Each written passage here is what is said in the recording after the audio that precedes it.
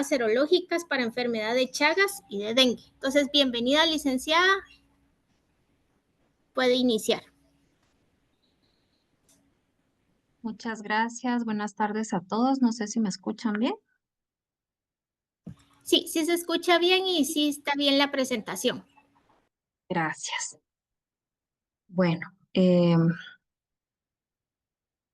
vamos a iniciar. Ahí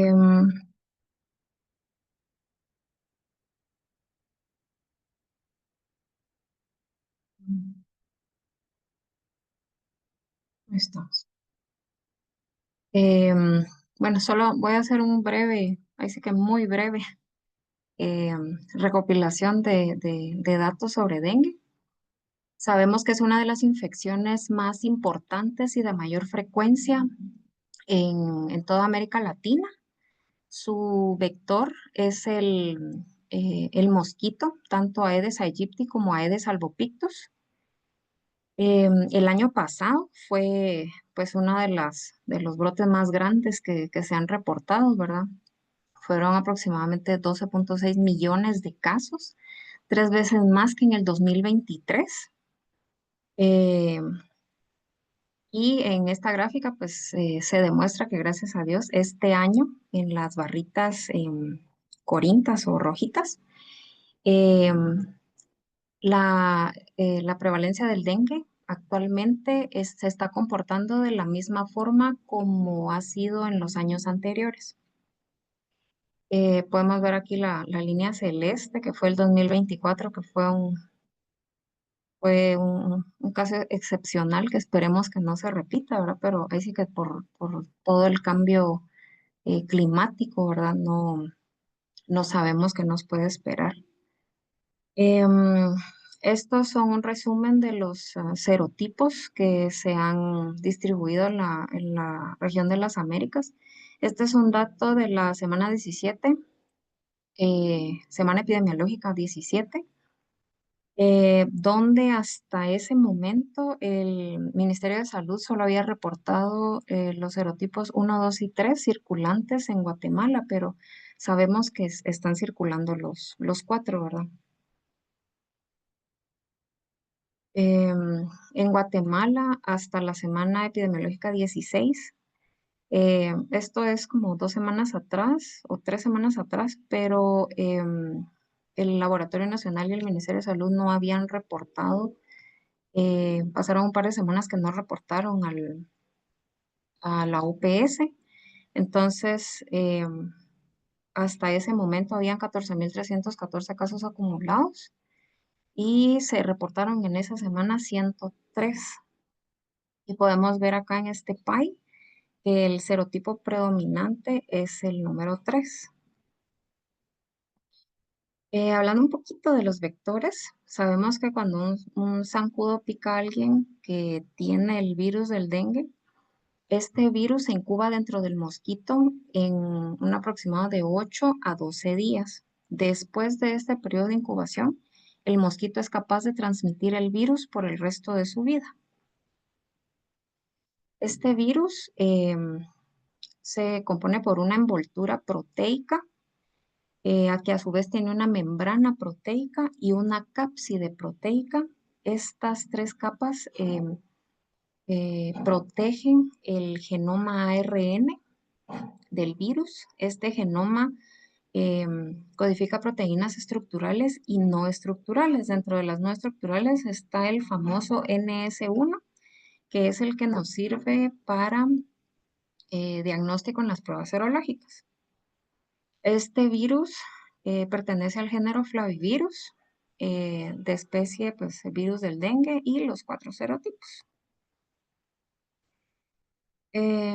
Sabemos que el virus, pues, infecta a nivel de células dendríticas.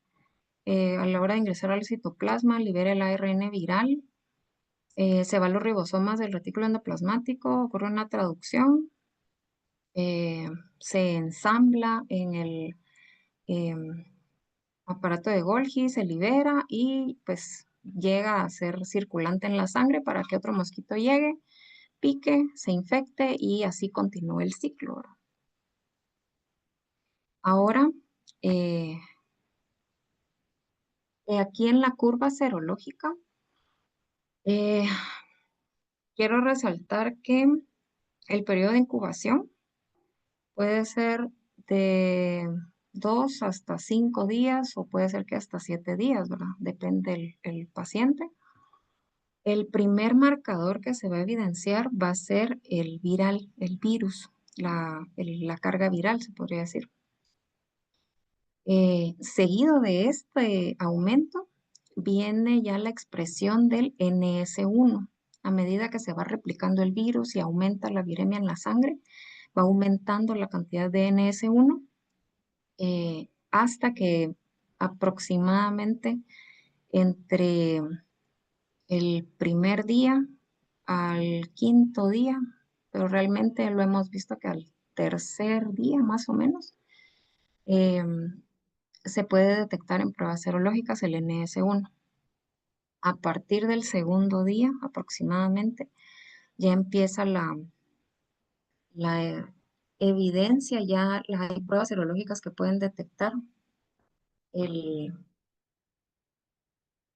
ay, perdón, el anticuerpo de tipo IgM. Este aumenta a lo largo de la infección e incluso puede llegar a detectarse según la OPS hasta el día 14, dependiendo del tipo de prueba que uno utilice, ¿verdad? Em, en el día 8, según esta gráfica, pero hemos visto también que en la práctica, a veces desde el día 3, 4 ya empiezan a evidenciarse los anticuerpos de tipo IgG. Estos van a tener un pico y van a ir bajando esta concentración de anticuerpos hasta que ocurre una segunda infección. A la hora de una segunda infección, estos anticuerpos, pues a la hora de detectar el virus, empiezan a aumentar. Seguido de este aumento, pues empieza a aumentar la carga viral y como consecuencia el antígeno NS1. Em, Luego los anticuerpos de tipo IgM, pero en menor proporción, debido a que está la presencia de los anticuerpos IgG, ¿verdad? Todo esto va a depender del serotipo y el flavivirus, porque recordemos que el Zika, el virus del Zika, también es un flavivirus y tiene estructuras antigénicas similares a dengue, ¿verdad? Entonces pueden haber reacciones cruzadas. Em, Recordemos que el diagnóstico por excelencia de dengue es el clínico. El médico no necesita una prueba de laboratorio para poder empezar cuidados paliativos, cuidados de precaución al paciente. Eh, ya les voy a mostrar por qué. Em, pero en los primeros 3 días sabemos que es la fase febril. Hay un aumento de la viremia, temperatura, se empieza a deshidratar el paciente. Después llega la fase crítica. Hay que vigilar que no tenga alguna posible hemorragia, vigilar hematocrito, plaquetas. Y en la fase de recuperación, pues continuar vigilando, hidratando al paciente y vemos un gran aumento de los anticuerpos. Entonces, en este esquema, podemos ver que en los primeros días realmente lo ideal sería una prueba que detecte al virus, ¿verdad? Sería una prueba molecular, por ejemplo. Y ya en la fase crítica, fase de recuperación, ya que son más evidentes los anticuerpos, entran a jugar las pruebas serológicas. Entonces, métodos que tenemos en el laboratorio para poderles apoyar en el diagnóstico están los métodos directos, que es por detección del ARN viral en biología molecular. La detección del antígeno NS1 puede ser por medio de ELISAs eh, o las famosas pruebas rápidas. Está el aislamiento viral y la inmunohistoquímica. Estos dos últimos eh, tienen, la verdad es que son metodologías muy complejas. Entonces se utilizan mucho en laboratorios de vigilancia epidemiológica o de investigación. Eh, También tenemos los métodos indirectos, que recordemos que es la medición de los anticuerpos, tanto de tipo IgM como de IgG. Algo muy importante es que em, la OPS y todas las entidades internacionales em, no recomiendan el uso de las pruebas rápidas. Ya les voy a mostrar una tablita donde explica por qué, sino que las únicas pruebas que han validado para el apoyo del diagnóstico son las de biología molecular y las de ELISA. En las de biología molecular, pues hay de diversas eh, casas comerciales, marcas. Sin embargo, hay tanto manuales como automatizadas. Sin embargo, quisiera resaltar esta, el estándar M10, que es un cartuchito donde no solo puedo identificar si tiene dengue o no, sino que qué serotipo es y diferenciarlo de Zika, chikungunya, la fiebre amarilla y el virus del oeste del Nilo. La muestra de elección es el suero. El plasma y la sangre completa no están validados. Sin embargo, puede utilizarse líquido cefalorraquídeo si el médico lo necesita, aunque no esté validado, ¿verdad? La interpretación de resultados de estas pruebas, pues, es súper fácil, ¿verdad? Eh, si llega por arriba del límite de detección, es positiva y se confirma la infección. Y si es negativo, recordemos que no descarta la infección, ¿verdad? Siempre va a prevalecer el diagnóstico clínico.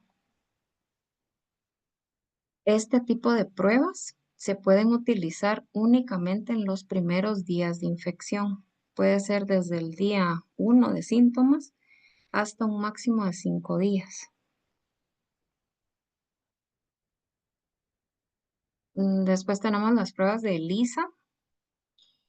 Las pruebas de ELISA son bastante sensibles, sin embargo, la limitación que tienen es que yo necesito almacenar cierta cantidad de muestras para yo poder realizar una corrida. Entonces no es como muy viable a menos de que sea eh, un laboratorio que recibe mucho dengue frecuentemente o de monitoreo epidemiológico. Por esta causa, ¿verdad? No puedo yo cortar pocitos y correr los que yo necesite, sino que necesito almacenar. Eh, de estos ELISAs hay para medir tanto IgM, anticuerpo de tipo IgM, IgG y NS1, pero yo puedo combinarlos. Si yo tengo un ELISA de tipo IgM, yo puedo utilizar otro ELISA para medir NS1 o una prueba molecular. Em, Y siempre recordar que si yo tengo una prueba negativa, mi prueba serológica es negativa, debo confirmarla con la otra prueba y de preferencia molecular.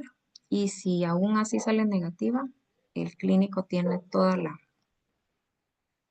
eh,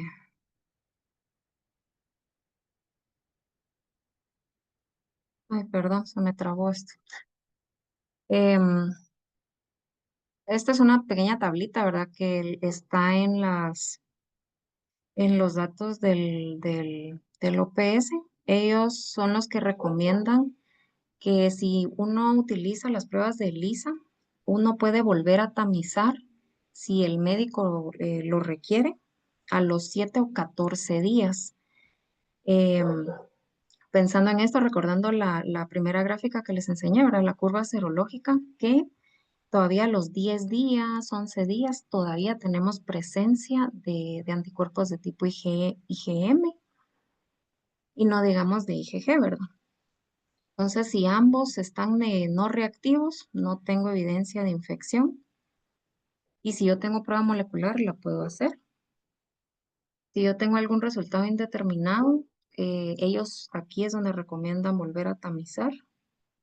Si yo tengo anticuerpo IgM reactivo e IgG negativo, puede indicar una infección reciente.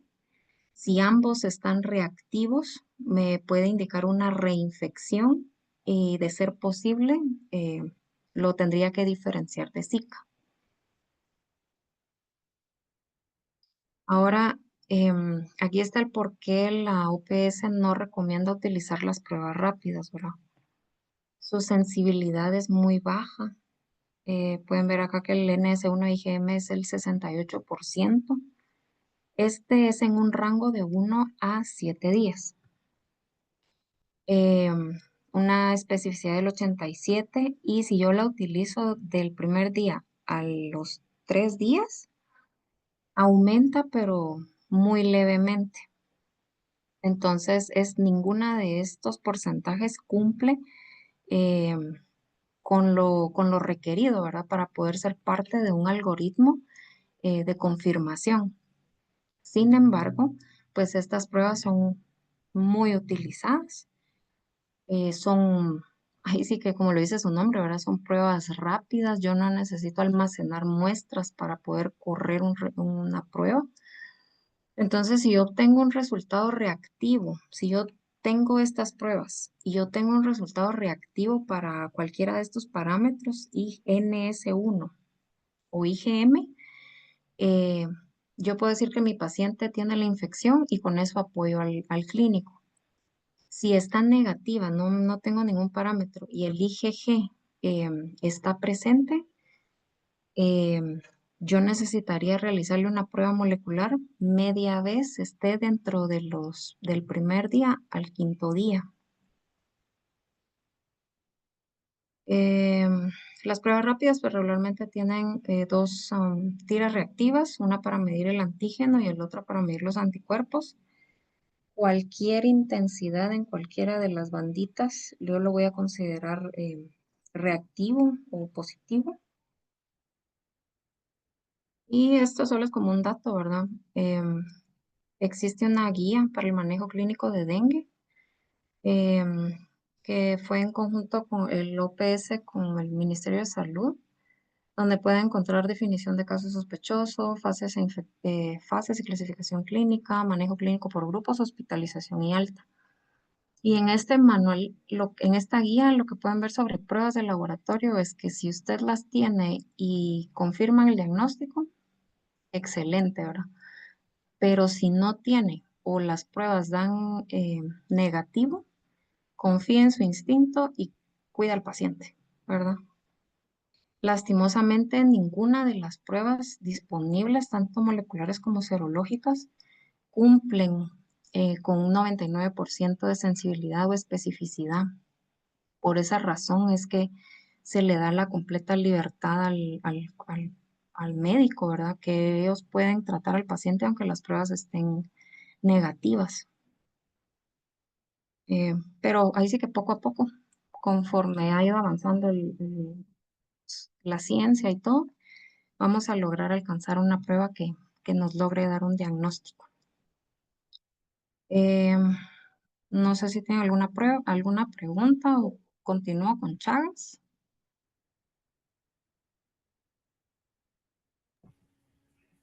Por el momento no hay ninguna pregunta en el chat ni hay manitas levantadas, licenciada. Bueno, entonces vamos a continuar. Gracias. Entonces vamos con el diagnóstico de Chagas.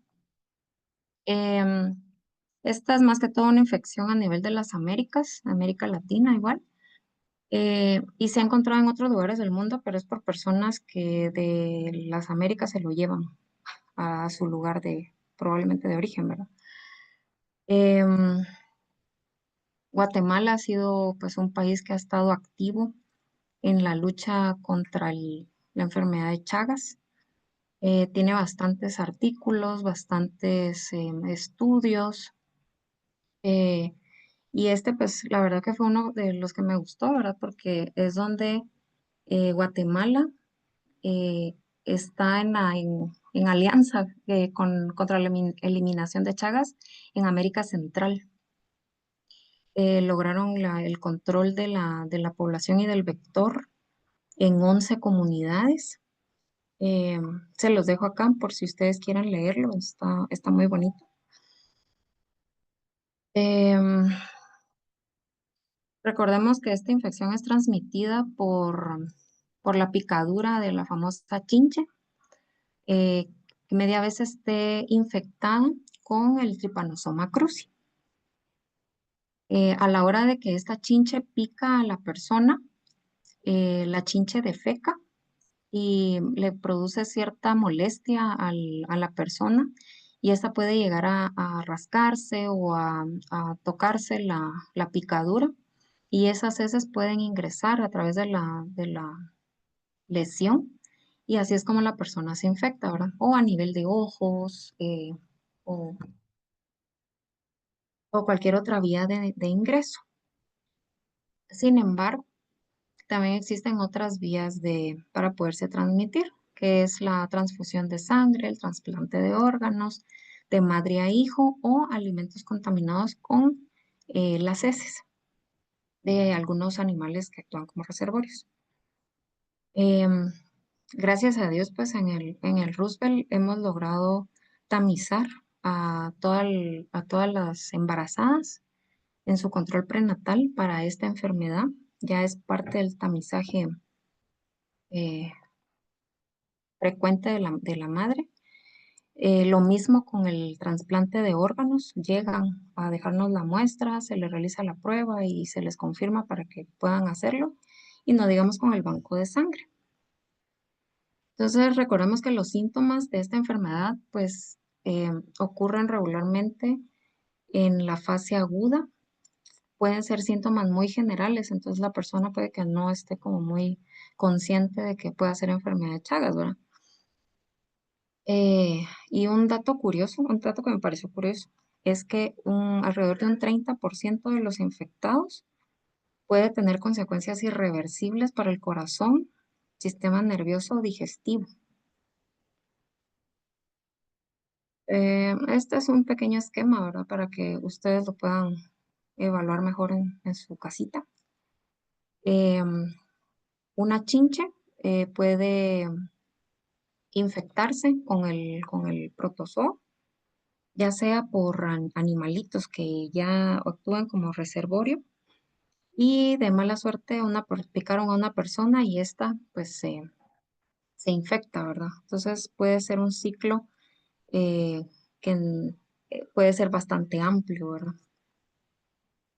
Entonces, algo importante de esta infección es que el primer marcador que se va a evidenciar en la fase aguda va a ser el parásito. Entonces, durante esta fase dura aproximadamente de 2 a 3 meses, debido a que el parásito es el que está circulando en grandes cantidades en la sangre. em, la forma de poderlo detectar va a ser por microscopía, por observación directa. Sin embargo, em, puede llegar a un punto a media infección, a media fase aguda, que pueden ser detectados por medio de anticuerpos de tipo IgM.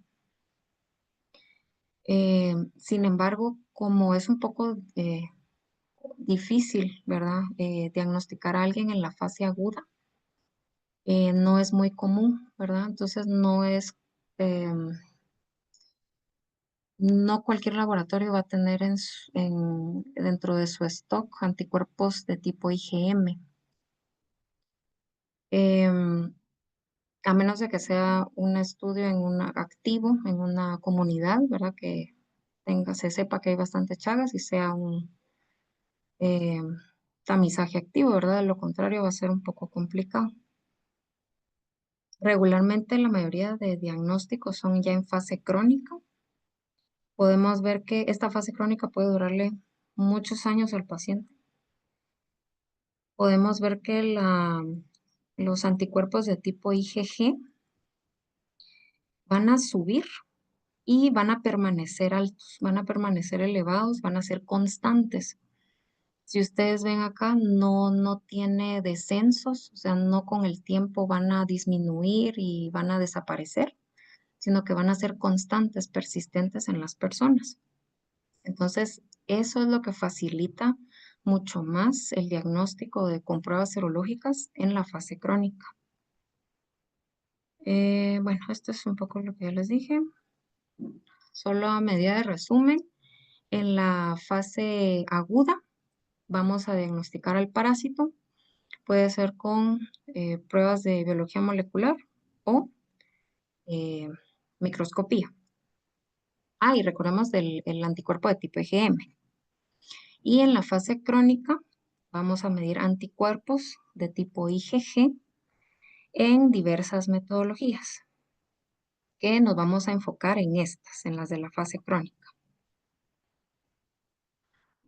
Podemos ver que el desempeño de las pruebas realmente es muy bueno, tienen bastante sensibilidad.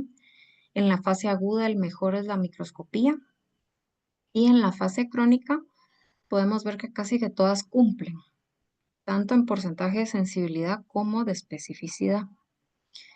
Sin embargo, a la hora de que yo quiero diagnosticar un paciente, lo ideal es que yo me guíe pues, por las que tienen porcentaje de sensibilidad más alto como primera prueba, ¿verdad? Entonces yo podría elegir un ELISA automatizado, como una segunda prueba, un ELISA recombinante podría ser, y como tercera un HAI. La inmunofluorescencia sí es buena, pero igual necesita equipo un poco más sofisticado, de mucha expertise en las personas que lo van a realizar. Eh, por lo tanto, este no es muy común. Y el costo, ¿verdad? Con las pruebas rápidas hay estudios, si no mal recuerdo, creo que les puse la referencia de un estudio donde comparan dos marcas diferentes de pruebas rápidas. En estas comparan tanto sensibilidad como especificidad y varían eh, grandemente, ¿verdad? Y lo malo que encontraron en estas es que tiene la probabilidad de falsos negativos. Entonces, hay que tener cuidado con qué marca de prueba rápida yo estoy trabajando. Este es el ELISA, uno de los ELISAs automatizados. La ventaja de este es que me llega una muestra, la puedo poner y en media hora yo ya tengo resultado. Este ELISA manual, tengo que juntar muestras ahora para poder realizar una corrida. Sin embargo, su sensibilidad y especificidad es muy buena.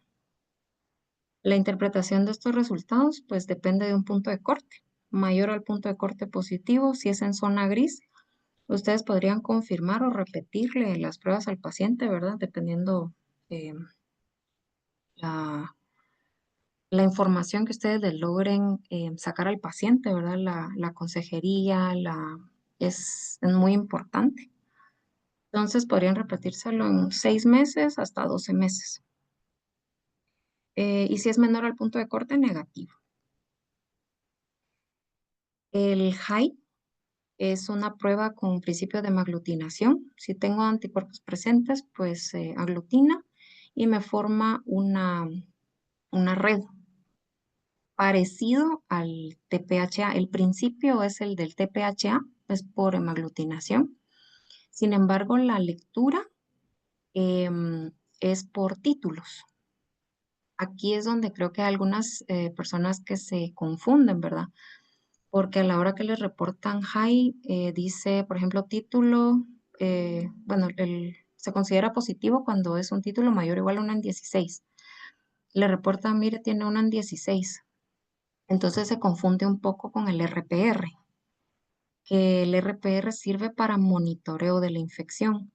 Pero en este caso el high no es útil para monitoreo de la infección, porque si se recuerdan en la curva serológica, los anticuerpos de tipo IgG no bajan, no disminuyen, se mantienen constantes durante el tiempo.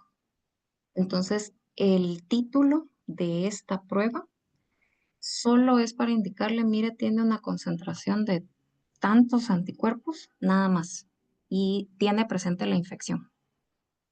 De lo contrario, no tiene ninguna otra utilidad más que diagnóstica. Eh, la interpretación hasta dónde puedo decir yo que está reactiva es cuando yo veo una, eh, un manto, un anillo que sea el equivalente al 50% del pozo, a diferencia igual del TPHA, no sé si se recuerda. El TPHA, por muy pequeñito que sea el agujerito en los glóbulos rojos, yo digo que es positivo. En este caso no. Tiene que ser equivalente al 50% del pozo para que yo diga hasta acá. Entonces, recordemos también que es un poco subjetivo, ¿verdad? Porque para mí el 50% podría ser uno en 32, pero para otra persona podría ser acá, uno en 16. Entonces siempre podemos manejar esa más menos un título, ¿verdad? No pasa nada, está bien.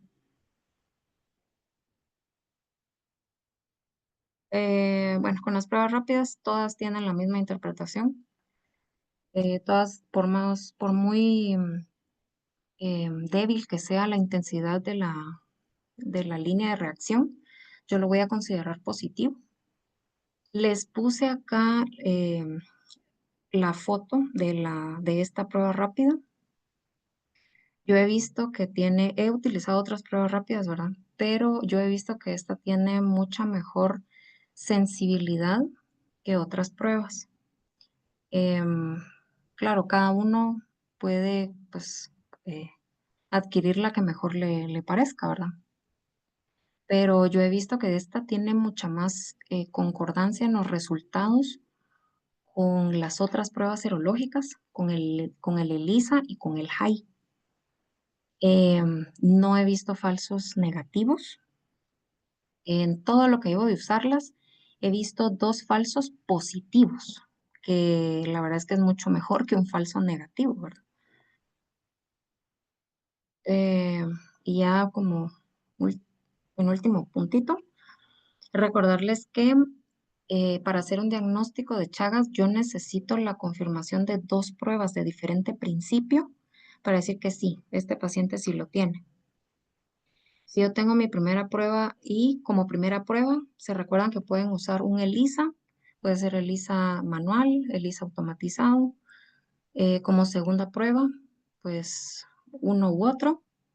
Y como tercera prueba, pueden utilizar el HAI. Este tipo de recomendaciones de cuál pueden usar como primera, segunda, está en la tabla que les di.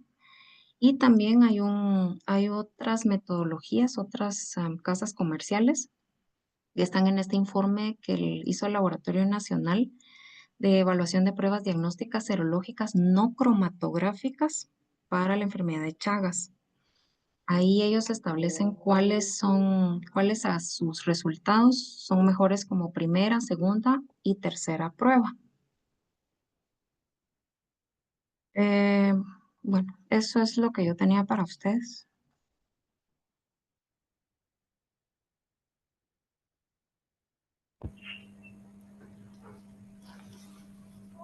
Muchas gracias, licenciada Maika. Por el momento tampoco no hay ninguna pregunta dentro del chat, pues esperamos que ustedes dentro de sus unidades pues cuenten con pruebas pues parecidas, ¿verdad? O de las cabalmente de alguna de estas metodologías, que recordemos también que estos vectores o estas infecciones pues sí están pues presentes en nuestro país y pues es importante que las tomemos en cuenta. Entonces le damos las gracias, licenciada, y esperamos contar con usted en futuras presentaciones. Gracias, feliz noche. Feliz noche. Entonces, continuando con el tema del día de hoy, le damos la bienvenida a la doctora Ana Lucía Orantes, a quien ya también tuvimos el gusto de tenerla aquí con nosotros en otras presentaciones. y siempre nos va a hablar del tema de dengue y Chagas. Gracias, licenciada Suseli. Solo ahorita voy a compartir la pantalla.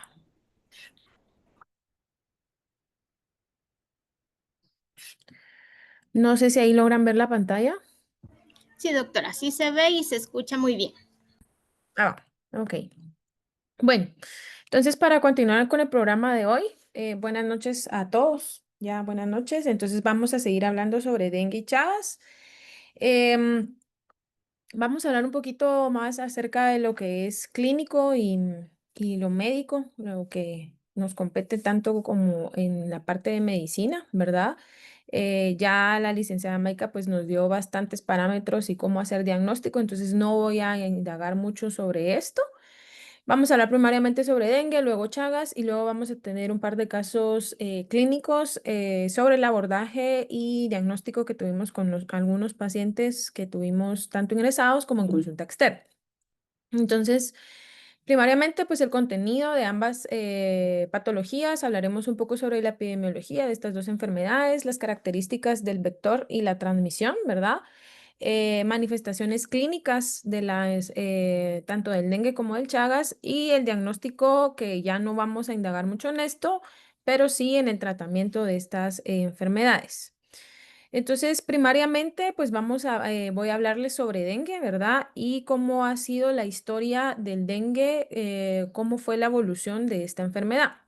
Entonces, ya en el año 265 después de Cristo, pues se aísla el primer caso de dengue, que en ese momento, pues obviamente no se conocía como una enfermedad con el nombre de dengue, sino era una enfermedad febril que estaba asociada a esta manifestación clínica de artralgias y mialgias, pero ya desde ese momento, pues los primeros escritos se conocía sobre esta enfermedad. Fue hasta 1906 donde se confirmó que esta enfermedad, conocida ya como dengue, se transmitía a través de un vector o a través de un mosquito del género Aedes, ¿verdad? Entonces fue aquí donde ya se vio que esta patología, pues prácticamente la transmisión era a través de las picaduras de los insectos. Y luego en 1942, si nos damos cuenta ya posteriormente, casi 35 años posterior, se aisló el primer caso de dengue en las Américas. Obviamente a partir de esto pues se instauró la enfermedad y pues obviamente seguimos viviendo con ella. A 1969 se dio la primera epidemia de dengue, sí, cabe recalcar y cabe aclarar que han habido múltiples epidemias de dengue que cada cierto tiempo existen las epidemias de dengue. Estamos hablando que tiene un comportamiento de cada 3 años más o menos que hay epidemias de dengue. Entonces en 1969 fue donde se dio la primera epidemia. Y ya en 1970, al ver esta enfermedad que producía gran morbilidad y también mortalidad durante los episodios de epidemia, pues ya la OPS empezó a crear una estrategia para la erradicación del dengue. Fue en 1977 donde hubo una reintroducción del virus, o sea que se vio que habían probablemente varios genotipos del virus, ¿verdad? Una reintroducción del virus y, perdón. Y fue del 2011 al 2017 que hemos visto un incremento de casos de dengue prácticamente en todo lo que es trópico, Latinoamérica un poquito, pero más que todo en las áreas tropicales, que representa todo una gran parte de Latinoamérica, ¿verdad? Porque sabemos que es una enfermedad más que todo se da a nivel trópico. Entonces aquí hablando un poquito sobre cómo está la prevalencia y la letalidad de esta enfermedad, ¿verdad? Vemos que en América estamos en área roja, ¿verdad? O sea, somos un continente donde hay bastante dengue, donde hay bastante prevalencia e incidencia de dengue, ¿verdad? Y pues sí tenemos unas letalidades bastante altas, siendo los países con letalidad superior en América Latina, de Perú en 0,12% y en Colombia en 0,7%. Guatemala tiene una tasa de letalidad en 0.16%, o sea, vemos que la letalidad en Guatemala es bastante alta, ¿verdad? Y esto, ¿por qué lo saco a relucir? Porque el último brote que tuvimos en Guatemala, pues fue hace más o menos 1 año y medio, 2 años, ¿verdad? En donde tuvimos una incidencia de casos bastante alta, ¿verdad? Y donde la letalidad, si bien no fue tan alta, pues sí hubo una gran cantidad de casos. Esto para el 2025 lo busqué recién el día de ayer, cómo estamos en casos actualmente, más o menos entre la semana 17 a la semana 19 epidemiológica, ¿verdad? Vemos que Brasil evidentemente es el país que mayor documenta casos de dengue, obviamente por ser un área bastante endémica de dengue y por ser parte del trópico, pero vemos que Guatemala, pues sí, también tenemos bastante población que se le ha diagnosticado con dengue. Estamos hablando que para la semana número 17 epidemiológica tenemos 17.231 casos pues notificados por dengue. Recordémonos que el dengue es una enfermedad de notificación obligatoria, entonces en la que realizamos una ficha epidemiológica y que por ende, por estas estrategias de la OPS, OMS de erradicación de dengue, pues obviamente son enfermedades que hacemos ficha epidemiológica y que son de notificación obligatoria. Entonces, ¿cómo estamos? Un poquito de Guatemala y más en nuestro hospital, en el Hospital Roosevelt, ¿verdad? Entonces, estos son las pruebas y casos de dengue que tuvimos en el Hospital Roosevelt durante el 2023, que es cuando les digo que tuvimos el brote a nivel nacional, ¿verdad? De dengue. Entonces, ¿cuántos casos positivos y cuántas pruebas realizamos? Si bien vemos que durante estos meses en los que se incrementó del 2023 los casos de dengue, tuvimos un total de 1.500 pruebas realizadas para dengue, con un total de casos positivos en 789. Entonces, para ser un hospital de tercer nivel, pues sí tuvimos bastantes casos, ¿verdad? Sabemos que muchos de esos casos de dengue que vienen de hospitales regionales ya graves, obviamente, pues vienen referidos a nuestro hospital. Y cabe aclarar que estos casos de dengue, pues obviamente son los casos positivos que necesitaban hospitalización, que más adelante vamos a ver cuáles son los criterios para hospitalizar a un paciente con dengue. Entonces, probablemente en Guatemala estamos hablando que este brote fue mucho más alto, ¿verdad? Mucho más casos de dengue y que muchos de ellos pues se manejaron en casa. Las pruebas y casos de dengue en el hospital en el 2023, pues aquí vemos cómo se comportó la enfermedad o este brote de dengue y cómo suele comportarse durante los meses, ¿no? Vemos que para enero a mayo, pues obviamente había 1 o 2 casos, o en algunos meses que no había ningún caso documentados en el Hospital Roosevelt, claro, cabe aclarar. Pero vemos que a partir de agosto fue donde se empezaron a disparar los casos positivos de dengue, obviamente estos casos positivos de pacientes hospitalizados, ¿verdad? Entonces vemos que un incremento considerable de los casos positivos, ¿verdad? Y por ende también hubo más tamizaje, o sea, más pruebas que se realizaron en el área, sobre todo de emergencia e intrahospitalaria. Entonces, ya adentrándonos sobre el dengue, es un virus RNA, ¿verdad? Es de la familia de los arbovirus, ¿verdad? ¿Y por qué se denomina a esta familia arbovirus o arbovirosis? ¿Sí? Es porque son transmitidos por insectos que son artrópodos hematófagos, ¿verdad? O sea, prácticamente son insectos que se alimentan de sangre y generalmente de sangre humana. Entonces, es un virus de la familia Flaviviridae, ¿verdad? Del género Flavivirus, ¿verdad? Y su transmisión es por el mosquito Aedes aegypti. O sea, esto es sumamente importante porque obviamente sin este mosquito no habría transmisión del dengue, ¿ok? También existe otro tipo de mosquito de la familia siempre de Aedes, como el Albopictus, que también se encuentra relacionado con la transmisión del dengue, pero predominantemente en América Central mosquito que más transmite la enfermedad es el Aedes aegypti. El virus se transmite a los seres humanos por la picadura de los mosquitos hembra que están infectados. Entonces, sí o sí tienen que ser mosquitos hembra. Los mosquitos machos pues no transmiten la enfermedad. Entonces, ¿cómo sucede la transmisión? Bueno, viene el mosquito, pues el mosquito, como ya dijimos, es hematófago, ¿verdad? Entonces se alimenta de sangre, ¿verdad? Entonces de sangre humana en estos casos, ¿verdad? Va a picar a un humano, o sea, pica al humano, a un humano que se encuentra con la enfermedad del dengue, que está con una viremia alta, muy probablemente está en el episodio virémico del paciente, es decir, en los primeros días de la enfermedad, y entonces aquí es donde el mosquito se infecta. luego que posteriormente el mosquito se infecta tras un periodo de incubación de más o menos de 10 a 12 días en el intestino del mosquito hembra o de la mosquita. El virus aparece posteriormente en la saliva, ¿verdad?, del mosquito, y en ese momento el mosquito es capaz de transmitir la enfermedad a otros humanos, es decir, llega a otro humano que no tiene la condición de dengue, lo pica y ahí es donde transmite al virus, ¿verdad? Entonces, este pues es un círculo vicioso en donde la hembra primero se infecta, luego de 10 a 12 días pasa el virus dentro del intestino de la hembra y posteriormente ya es infectivo el mosquito, o sea, la mosquita, y luego va a infectar a través de picadura a otro humano. Y así es como el ciclo de la transmisión. También cabe recalcar que aparte de la transmisión a través del vector, que es a través del mosquito de la Aedes aegypti, también puede haber transmisión por transfusiones sanguíneas que se han documentado y por trasplantes de órganos. Entonces, el ciclo de vida del virus y del mosquito, ¿verdad? Entonces, prácticamente completa su ciclo de vida desde el huevo hasta adulto, el mosquito en 7 a 10 días posteriormente a estar infectado. Los mosquitos adultos generalmente, estos mosquitos viven entre 4 a 6 semanas y la hembra es la principal transmisora de la enfermedad. ¿Por qué? Porque necesita de sangre humana para el desarrollo de sus óvulos, ¿verdad? Y entonces ahí genera la enfermedad. Generalmente el mosquito suele ser más activo temprano, en horas tempranas de la mañana y también al anochecer, ¿sí? Generalmente entre el lapsus de entre la mañana, mediodía y esta parte no pica el mosquito porque no está activa la mosquita.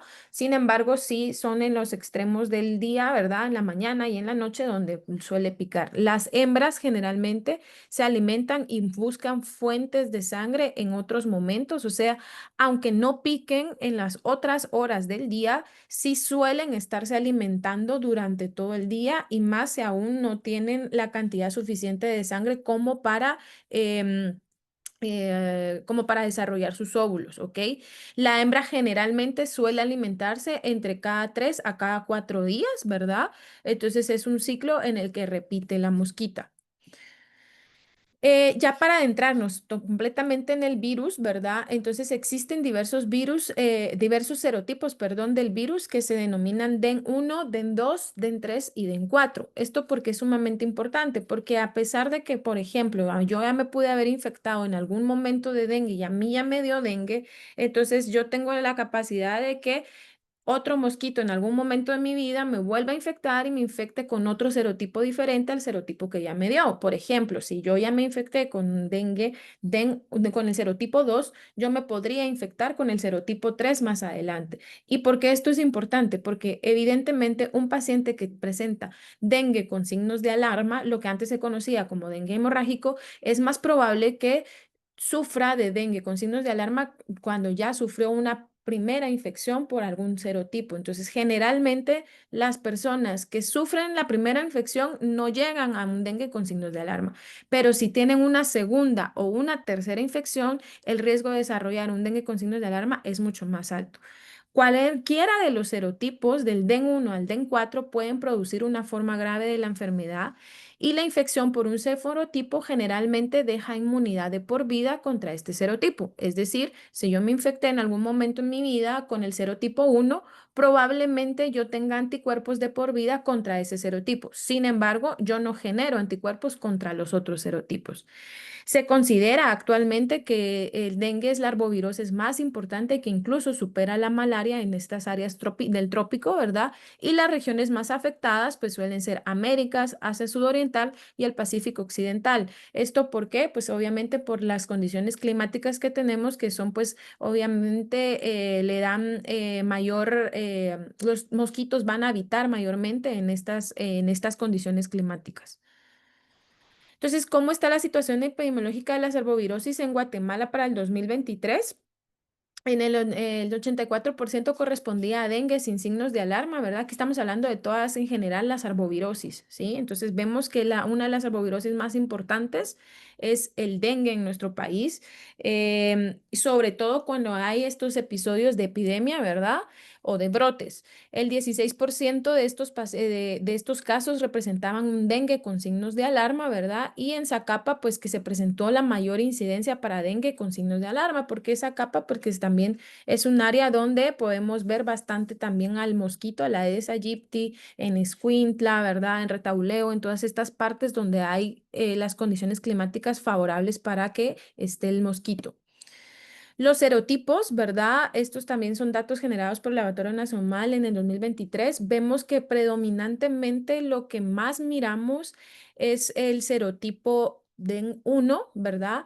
Y posteriormente el DEN2 y el DEN3, ¿sí? Esto ha cambiado en el último año. Hemos visto un poquito más de incidencia del DEN tipo 3, ¿verdad? El serotipo tipo 3, pero vemos pues que esto fue en el 2023.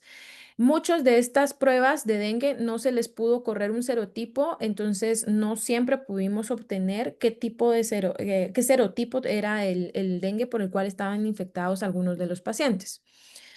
Entonces, la enfermedad de dengue pues consiste en 3 fases importantes, que está la fase febril, la fase crítica y la fase de recuperación. Prácticamente las manifestaciones clínicas van a depender en qué fase se encuentra el paciente. La fase febril es la primera fase en la que sufre un paciente posterior a la infección por el Aedes aegypti, por el dengue, ¿verdad? Entonces, esta suele suceder más o menos entre el día 1 al día 7. Generalmente en el día 5, pues ya es cuando podemos pasar a una fase crítica o fase de recuperación, pero puede ir variando, ¿sí? Puede ser variable. Entre el día 2 o el 7 es la fase febril. ¿Y por qué se llama fase febril? Pues porque tenemos fiebre, ¿sí? Entonces es la manifestación clínica primordial, es la fiebre, ¿sí? Luego ya entramos a una fase crítica que esta puede ir desde el tercer día hasta el 7.º día de enfermedad posterior a la transmisión. Y esta fase crítica es la fase más importante que la vamos a ver más adelante por sus manifestaciones clínicas y porque el paciente aquí es donde se puede tornar obviamente crítico, se puede tornar con shock hipovolémico, puede tener complicaciones secundarias del dengue. Entonces, esta es la fase probablemente más importante. Y esta fase crítica también es importante porque a diferencia de otras enfermedades o a lo que creemos que cuando ya deja de haber fiebre es que ya estamos mejor, no, la fase crítica es cuando deja de haber fiebre en el dengue. Entonces es una fase en donde tenemos que tener o sea, mucho cuidado y cuando dejamos de tener fiebre en el dengue es donde más cuidado y más observación debemos tener con los pacientes. Y luego podemos entrar a una fase de recuperación luego de la fase crítica. Entonces, la fase febril, ¿verdad? Que es la primera fase que dijimos que iba entre el día 1 al día 7, puede constar con varios síntomas y signos, ¿verdad? Entre ellos náuseas, vómitos, la fiebre es sumamente importante, podría haber un tipo de exantema también. Cefalea es un síntoma muy importante dentro de dengue, ¿verdad? Generalmente el paciente refiere mucho dolor de cabeza, ¿verdad? Y dolor retrocular, incluso dolor de cabeza, y él refiere que duele en el área posterior a los ojos, artralgias y mialgias, ¿verdad? Ese dolor de articulaciones y las mialgias, que incluso el paciente dice como que si se le quebraran los huesos, entonces eso también es sumamente importante en esta fase. Generalmente, si hacemos una prueba de torniquete, la cual suele estar positiva durante esta fase, esta prueba consiste en colocar el manguito del esfingomanómetro que usamos nosotros, los médicos, para tomar la presión, lo insuflamos, ¿verdad? Y posteriormente desinsuflamos. Ya al retirar el manguito vemos que el paciente queda con unas áreas de equimosis en el brazo y entonces esta es la prueba de torniquete positivo que nos puede dar, obviamente, dar idea de que el paciente puede estar cruzando con un dengue. También pueden presentar petequias, ¿verdad? Que esto suele ocurrir cuando hay disminución de plaquetas, ¿verdad? Que puede haber petequias. Ocurrir sangrados de encías, epistaxis, es decir, sangrado a nivel nasal o sangrado vaginal o sangrado gastrointestinal. Sin embargo, estos sangrados en esta fase no son masivos. Entonces, eso es importante. Puede haber sangrado, pero el sangrado es leve, ¿sí? El sangrado incluso se limita y no suele pasar más allá, ¿ok? Puede haber hepatomegalia y dentro de los laboratorios, pues ya se puede presenciar o evidenciar leucopenia, es decir, el descenso de glóbulos blancos. Generalmente Generalmente estos pacientes, el 80% suelen ser, se infectan de dengue hasta de forma asintomática, es decir, pueden cruzar con un dengue que no tenga a veces, muchas veces síntomas, y cuando de repente en algún momento nos hacemos una prueba de dengue, vemos que ya tenemos anticuerpos y decimos, pero si a mí nunca me ha dado dengue, pues puede ser que estemos en ese porcentaje de personas en las que no me dé ningún síntoma, ¿ok? A pesar de que a mí no me dé ningún síntoma del dengue, pero tengo el virus del dengue en mi sangre, entonces yo soy portador del dengue. Entonces, un mosquito perfectamente se puede infectar conmigo, ¿verdad? Obviamente al picarme. Entonces, aunque yo no tenga síntomas y yo esté en esa fase virémica del inicio del dengue, el mosquito sí se puede infectar, ¿verdad? Luego de esta fase, pues ya viene la presencia de la defervescencia, ¿verdad? Que la defervescencia es cuando empiezan a disminuir estos síntomas y sobre todo cuando empieza a reducir la fiebre, que a continuación vamos a ver en la siguiente fase. Entonces, luego viene la segunda fase, que es la fase crítica, que este coincide con el momento de la defervescencia. Esto va más o menos entre el día 3 y el día 7, ¿verdad? Y sucede cuando cae la temperatura, o sea, aquella temperatura que el paciente tuvo entre 39 grados de fiebre, 38,5, la fiebre comienza a ceder, empiezan con grados de 38, 37,5 o incluso un poquito más baja. Entonces, en esta fase crítica, ¿qué es lo importante? Que hay un escape de plasma del espacio intravascular por aumento de la permeabilidad capilar con aumento progresivo del hematocrito. Esto quiere decir que a nivel sanguíneo o a nivel de las venas, a nivel de los vasos sanguíneos, se empiezan a lastimar el endotelio de los vasos sanguíneos y empieza a haber fuga de líquido, ¿verdad?, hacia el espacio extra vascular, ¿sí? Entonces, aquí ya vamos a ver a los pacientes que tienen petequias, pero ya tienen petequias a nivel de cara, a nivel de extremidades, ya empiezan con hemorragias a mayor cantidad o masivas, ¿sí? Hay un escape de líquido que dura entre 24 y 48 horas, ¿verdad? Y hay una caída estrepitosa de leucocitos. Si bien en la primera fase los glóbulos blancos ya podían estar disminuidos, en esta fase bajan aún más los glóbulos blancos y las plaquetas tienen un mayor descenso. Asimismo, aumenta el hematocrito, ¿verdad? Al hacer una hematología vemos que el hematocrito está aumentado y esto se da porque se refleja el grado del escape plasmático. O sea, entre más escape ese líquido fuera del área intravascular, más aumento de hematocrito. Y esto lo vemos clínicamente porque el paciente puede llegar con derrame pleural y ascitis, ¿sí? Importante en estos pacientes que llegan a consultarnos medir la presión de pulso. ¿Qué es la presión de pulso? Es la diferencia que existe entre la presión sistólica y la presión diastólica, que esta tiene que ser de 20 o menos para decir que esta diferencia de presión de pulso ya está muy baja, que el paciente cuando me dice que está menos de 20, tengo riesgo que ese paciente ya está en los primeros estados de choque hipovolémico. ¿Y por qué eso es tan importante? Porque esta fase crítica puede avanzar a esta fase de un choque hipovolémico, ¿verdad? Y el paciente, pues obviamente, mayor mortalidad si llegamos a esos estados. Entonces, se considera a un paciente en choque, en estado de choque, si la presión de pulso, les decía, es igual o menor a 20 milímetros de mercurio, ¿verdad? Y obviamente tenemos que asociar si el paciente presenta signos de hipoperfusión capilar, es decir, si el paciente tiene nefralgia distal, le tocan sus extremidades, sus dedos, sus pies y obviamente están fríos. El llenado capilar a la hora de realizarlo está mayor a 3 segundos y el paciente está taquicárdico. Todos estos son signos de hipoperfusión asociado a una presión de pulso por debajo de 20. Entonces aquí vemos que obviamente ya estamos hablando que el paciente está en un estado de choque. Este cuadro puede evolucionar si no lo manejamos de forma adecuada a un fallo multiorgánico, a una CID con hemorragias masivas e incluso a una acidosis metabólica. Y obviamente tenemos complicaciones de esto también secundarias porque el paciente podría llegar a tener hepatitis, encefalitis y miocarditis. Son de los principales, obviamente, complicaciones que podemos tener en dengue.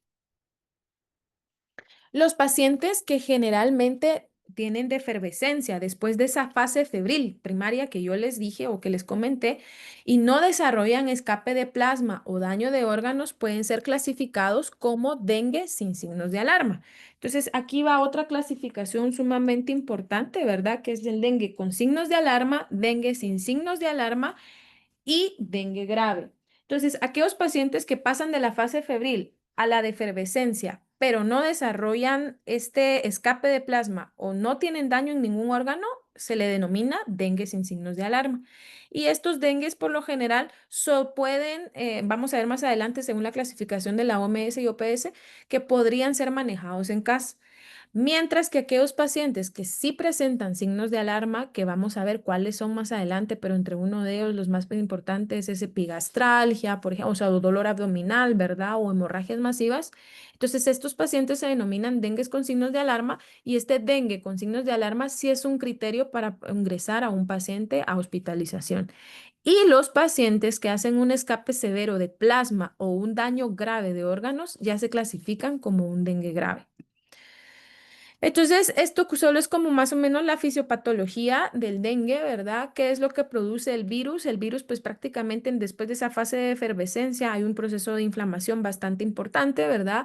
Y obviamente lo que va a ocasionar primariamente el dengue en la fase crítica es daño a nivel endotelial. En los vasos sanguíneos a nivel intravascular, si se dan cuenta a nivel del endotelio, aquí lo miramos en esta imagen, hay daño en el endotelio y entonces ese daño en el endotelio permite que haya mayor permeabilidad y hace que los glóbulos rojos escapen, que las células inflamatorias escapen al espacio extravascular y ahí es donde se forma el derrame pleural, la citis, ¿verdad? Y todo esto.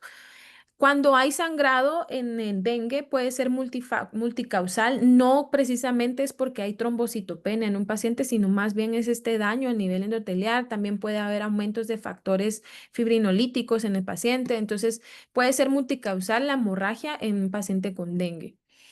Entonces aquí les coloqué el diagrama de clasificación de dengue, cuáles son los signos de alarma y cuáles son los signos de dengue grave. Entonces, cuando hablamos un dengue sin signos de alarma, ¿verdad? Estos generalmente suelen ser pacientes que viven en un área endémica de dengue o generalmente que viajaron a un área, por lo general, son personas extranjeras que vienen a este tipo de países, ¿verdad? Suelen tener fiebre o náuseas, vómitos, exantema, mialgia, leucopenia, petequias. Entonces, se puede confirmar por laboratorio, importante, ¿verdad? Y no hay escape de plasma. Entonces, estos son dengues que se pueden manejar en casa, no tienen signos de alarma. ¿Qué tengo que tener alarma o qué es un dengue con signos de alarma? Es aquel paciente que se presenta al hospital o a la consulta con dolor abdominal intenso incontinuo, que tiene vómitos persistentes y no hay tolerancia oral, que hay acumulación de líquidos, sangrado de mucosas, que ya hay letargia o irritabilidad a nivel neurológico, puede haber hepatomegalia mayor arriba de 2 centímetros, obviamente aumento de hematocrito considerable, ¿verdad? Y caída de plaquetas. Entonces, estos pacientes sí son pacientes con signos de alarma que requieren observación estricta e intervención médica. Entonces, por ende, generalmente estos pacientes requieren ingreso. Probablemente no a un área de intensivo ni un área de choque, sino a un área de encamamiento o un área o una unidad de dengue, ¿sí? Y el dengue grave, aquí ya es pacientes que tienen escape importante de fluidos, hemorragia grave, daño importante de órganos, ¿verdad? Entonces, generalmente son pacientes que ya llegan en estado de choque con acumulación de fluidos en pulmón, por lo mismo que tienen derrames pleurales, pueden presentar disnea. Generalmente también pueden presentar sangrados graves, ¿verdad? Según la evaluación del clínico, daño a un órgano, como por ejemplo el hígado, con elevación de las transaminasas, oxalacética y la glutamilpirúvica, mayor o igual a 1000. Alteraciones en el sistema nervioso central, como alteraciones sensitivas o neurológicas, y en corazón u otros, ¿verdad? Entonces, este paciente en dengue grave, ya estamos hablando que es un paciente que probablemente se tiene que manejar en el área crítica. Entonces, aquí vemos la clasificación también de la OMS, ¿verdad? En base a grupos, grupo A, grupo B1, B2 y grupo C. El grupo A es un grupo que es un paciente que tiene dengue sin signos de alarma y que son pacientes que generalmente suelen tolerar adecuadamente líquidos orales, que orinan, bastante bien, por lo menos una vez cada 6 horas, sin enfermedades o condiciones asociadas, y por lo tanto yo los puedo manejar en casa, ¿sí? En nivel primario, tratamiento en el hogar, ¿sí?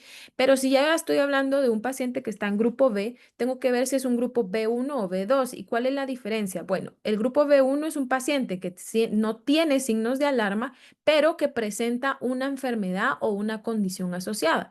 Por ejemplo, embarazadas, en niños menores de 1 año, en arriba de 65 años, obesidad mórbida, hipertensión arterial, diabetes, patopatía crónica, o que tienen un riesgo social, que el paciente vive solo o lejos del hospital donde pueda acudir rápidamente, no tiene transporte, condiciones de pobreza. Entonces, aunque no tenga signos de alarma, tienen una condición por la cual el paciente amerita estar hospitalizado. Entonces, generalmente se remite a un hospital o a una unidad de dengue y ahí se mantiene en observación. El grupo B2, este ya es un paciente con signos de alarma, en donde vemos que obviamente ya tenemos, después de la caída de la fiebre o de la primera fase, vemos que el paciente ya presenta signos de alarma como dolor abdominal, vómitos persistentes, acumulación de líquidos, el sangrado, hipotensión, hepatomegalia. Entonces, estos pacientes pues también necesitan estar dentro de un hospital o en unidades de dengue, y generalmente este grupo B2 ya requiere el uso de líquidos intravenosos. Y el grupo C, que este ya es un dengue grave, ¿verdad? Que es todo caso de dengue que tiene una de las siguientes manifestaciones. Tiene un estado de choque o dificultad respiratoria por extravasación grave de plasma, tiene un sangrado grave, según la evaluación del médico, y un compromiso grave de órganos, es decir, un daño hepático o una miocardiopatía, ¿verdad? Entonces, todos estos pacientes requieren hospitalización, pero en unidad de cuidados intensivos, y requiere tratamiento de urgencia. Entonces, esto es como muy importante, la clasificación, y que se utiliza hoy en día según la OMS y que utilizamos en todos los hospitales. Luego de la fase grave, pues puede haber la fase de recuperación o la fase de crítica, hay una fase de recuperación. Los pacientes con signos de alarma o con dengue grave que sobreviven tras 24 48 horas después de la fase crítica, pues prácticamente van a entrar a esta fase de recuperación, que lo que pasa es que van a reabsorber de forma gradual en las siguientes 48 a 72 horas ese líquido que se fue a nivel extravascular, se va a reabsorber. ¿Sí? Algunos pacientes después de esto desarrollan un exantema característico descrito como islas blancas en un mar rojo, que es lo que ven aquí en la imagen, ¿verdad? Que si se dan cuenta, se ven como puntitos blancos dentro de un gran exantema rojo. Entonces eso es lo que se conoce como el exantema de recuperación. El paciente puede aquejarse de prurito generalizado, a veces muy intenso, particularmente en palmas de manos y en plantas de pies, que es normal, ¿verdad? Y que va a ceder. Y el hematocrito generalmente se suele estabilizar y los glóbulos blancos se elevan al igual que las plaquetas. Entonces, estos son los días de enfermedad en base a los signos clínicos que estamos viendo y cómo sería la serología y la virología. Entonces, aquí no voy a entrar mucho, pero ya vimos los primeros días. ¿Qué pasa? Aumento de temperatura, hay bastante deshidratación, el hematocrito se encuentra elevado, ¿verdad? Perdón, el hematocrito se encuentra normal y la viremia suele estar muy alta. Entre el cuarto a sexto día, la temperatura suele bajar. Aquí ya pueden haber eventos potenciales de shock o sangrado, ¿verdad? Un daño a órgano. Generalmente el hematocrito aquí es donde sube más, ¿verdad? Y la viremia suele bajar y empiezan a aparecer los anticuerpos contra dengue. Y ya en la fase en la última fase, que es la fase en el séptimo día al 10.º día, pues aquí vemos que evidentemente fiebre ya no va a haber. Ahí empieza a haber reabsorción de la sobrecarga, o sea, esos líquidos que se extravasaron, ¿verdad? Se reabsorben, las plaquetas empiezan a subir nuevamente, el hematocrito vuelve a descender, y los anticuerpos de tipo IgG e IgM, pues obviamente se empiezan a subir. El diagnóstico, no voy a indagar mucho en esto, solo para definir tenemos dos tipos de caso probable y caso confirmado de dengue. El caso probable es toda persona que presenta aparición aguda de fiebre con duración de hasta 7 días sin foco aparente y dos o más de los siguientes signos, que es cefalea, dolor retroorbitario, mialgias, artralgias, erupción cutánea y manifestaciones hemorrágicas leves. Y obviamente es algo bien importante que que el paciente tiene que vivir o que haya viajado a un área endémica, ¿no? Y el caso confirmado de dengue es lo mismo, es un caso sospechoso de dengue con confirmación de laboratorio que tiene paciente un nexo epidemiológico. ¿verdad? Y que por laboratorio al menos uno de los siguientes resultados sea positivos, ya sea que tenga una seroconversión de anticuerpos de tipo IgM o IgG en muestras pareadas, aislamiento del virus, que es algo que no solemos hacer, ¿verdad? Porque el aislamiento de los virus solo es para laboratorios clase 4, las pruebas de histoquímica, ¿verdad? O una PCR. Entonces esto no me va a entrar porque ya lo vieron, el diagnóstico, ¿verdad? Y tratamiento, pacientes que pueden ser tratados en el hogar. Bueno, ¿quiénes podemos tratar en el hogar? Pacientes que tienen tolerancia oral, ¿verdad? Entonces, y con adecuada excreta urinaria. Se dice que tienen una adecuada excreta urinaria, por lo menos que orinen una vez cada 6 horas. Eso es porque obviamente en la casa no vamos a estar midiendo la excreta urinaria, pero con esto que orinen bastante, entonces es suficiente. Que no tengan signos de alarma sin condición clínica asociada ni riesgo social, que fue lo que dijimos, que no sean diabéticos, que no sean hipertensos, que no sean hepatópatas, que tengan un centro de salud o un hospital cercano, entonces todo eso para poder ser tratados en el hogar. Deben ser reevaluados generalmente cada 48 horas, aunque estén tratados en el hogar, con hemograma hasta 24 48 horas después del descenso de fiebre. Generalmente estos pacientes lo que se les establece es tratamiento sintomático, reposo en cama, líquidos. Generalmente lo que lo solicitamos al paciente que tenga 2 litros de líquidos por día, que sea el consumo, o 5 vasos de 250 cc. Paracetamol, 500 miligramos a 1 gramo cada 8, cada 6 horas, no más de esto, ¿verdad? Porque si no también puede provocar hepatotoxicidad. Y importante que al paciente se le indique que está contraindicado el uso de AINES, ¿verdad? O sea, ibuprofeno, diclofenaco, aspirina o esteroides también están contraindicados. En pacientes con signos de alarma, que ya son los del grupo B, el objetivo que necesitamos con estos pacientes es prevenir que lleguen a un estado de choque o a formas graves de dengue. Entonces tenemos el paciente B1, que ya lo vimos en el cuadrito, que son pacientes con dengue, con comorbilidades, sin signos de alarma. Ellos generalmente son hospitalizados en salas de observaciones. Podemos manejarlos vía oral con hidratación. Si no hay tolerancia, pues hay que darles intravenoso, e intravenoso lo que se recomienda es solución salina o solución Harman. Los pacientes B2, que son pacientes con dengue sin signos de alarma, pero que ya empiezan con signos iniciales de shock, aquí sí tenemos que estabilizar al paciente, obtener hemograma, colocar oxígeno al paciente con signos tempranos de choque, empezar líquidos intravenosos, ya sea con solución salina o con Harman. Idealmente las primeras 2 horas hay que colocarle a 10 cc por kilo, ¿verdad? Si el paciente se estabiliza, yo ya puedo bajar las soluciones a 5 cc por kilo por 2 horas y luego le bajo a 3 cc por kilo por 2 horas. Hay que hacer un nuevo hematocrito. Si el hematocrito va al descenso, yo ya continúo con líquidos de mantenimiento. Pero si el hematocrito va en aumento, yo vuelvo a hacer una nueva carga de fluidos intravenosos a 10 cc por kilo, ¿sí? Si no hay respuesta a estos pacientes, yo ya refiero a un nivel correspondiente al C. Quiere decir que mi paciente ya no pasa a un encamamiento normal o a un área unidad de dengue, sino va a pasar a un área crítica. El paciente tipo C, que es el paciente que ya está en estado de choque, este nivel de atención sí o sí tiene que ser a nivel terciario en el área de intensivo. Importante que en el área de intensivo o en el hospital donde vamos a estar, importante que tiene que haber reserva de paquetes globulares y plasma fresco congelado por si acaso hay que transfundir al paciente por hemorragias masivas. Se inicia oxígeno a flujo altos. Líquidos intravenosos, si se dan cuenta, son mucho más altos porque el grado de deshidratación del paciente es mucho más. Entonces, a 20 cc por kilo en bolus y se repite cada 20 minutos hasta tener un volumen de 60 ml por kilo hora. Hay que medir la presión venosa central, la presión arterial y la diuresis. Si el paciente se logra estabilizar solo con los bolus, yo le puedo bajar a la velocidad de infusión de líquido a 10 cc por kilo hora por 2 horas, luego a 7 y luego a 5. Pero si el paciente persiste con choque, yo tengo que tomar un segundo hematocrito y si este va en ascenso, ya valoro utilizar coloides como albúmina o macel, ¿sí? Si hay hemorragias graves, aquí sí está indicado la transfusión de células empacadas y transfusión, luego valorar plaquetas, pero esto depende del clínico, es decir, del médico, solo en hemorragias graves. De lo contrario, no se transfunde un paciente con dengue. Y luego para ver Chagas, ¿verdad? Entonces, perdón. Cuando hablamos de Chagas, bueno, Chagas es una enfermedad también que se lleva mucha historia, ¿verdad? En el tiempo. En 1908 se describieron los primeros insectos hematófagos barbeiros por Carlos Chagas. Carlos Chagas, recordémonos que es un científico médico de Brasil, ¿verdad? Que estuvo muy asociado a todo lo que eran parásitos, tripanosoma, neumocistis. Él pues prácticamente describió muchas de estas enfermedades y él lo que vio es que en ese entonces habían ciertos mineros que trabajaban en una línea de tren, en una minería, ¿verdad?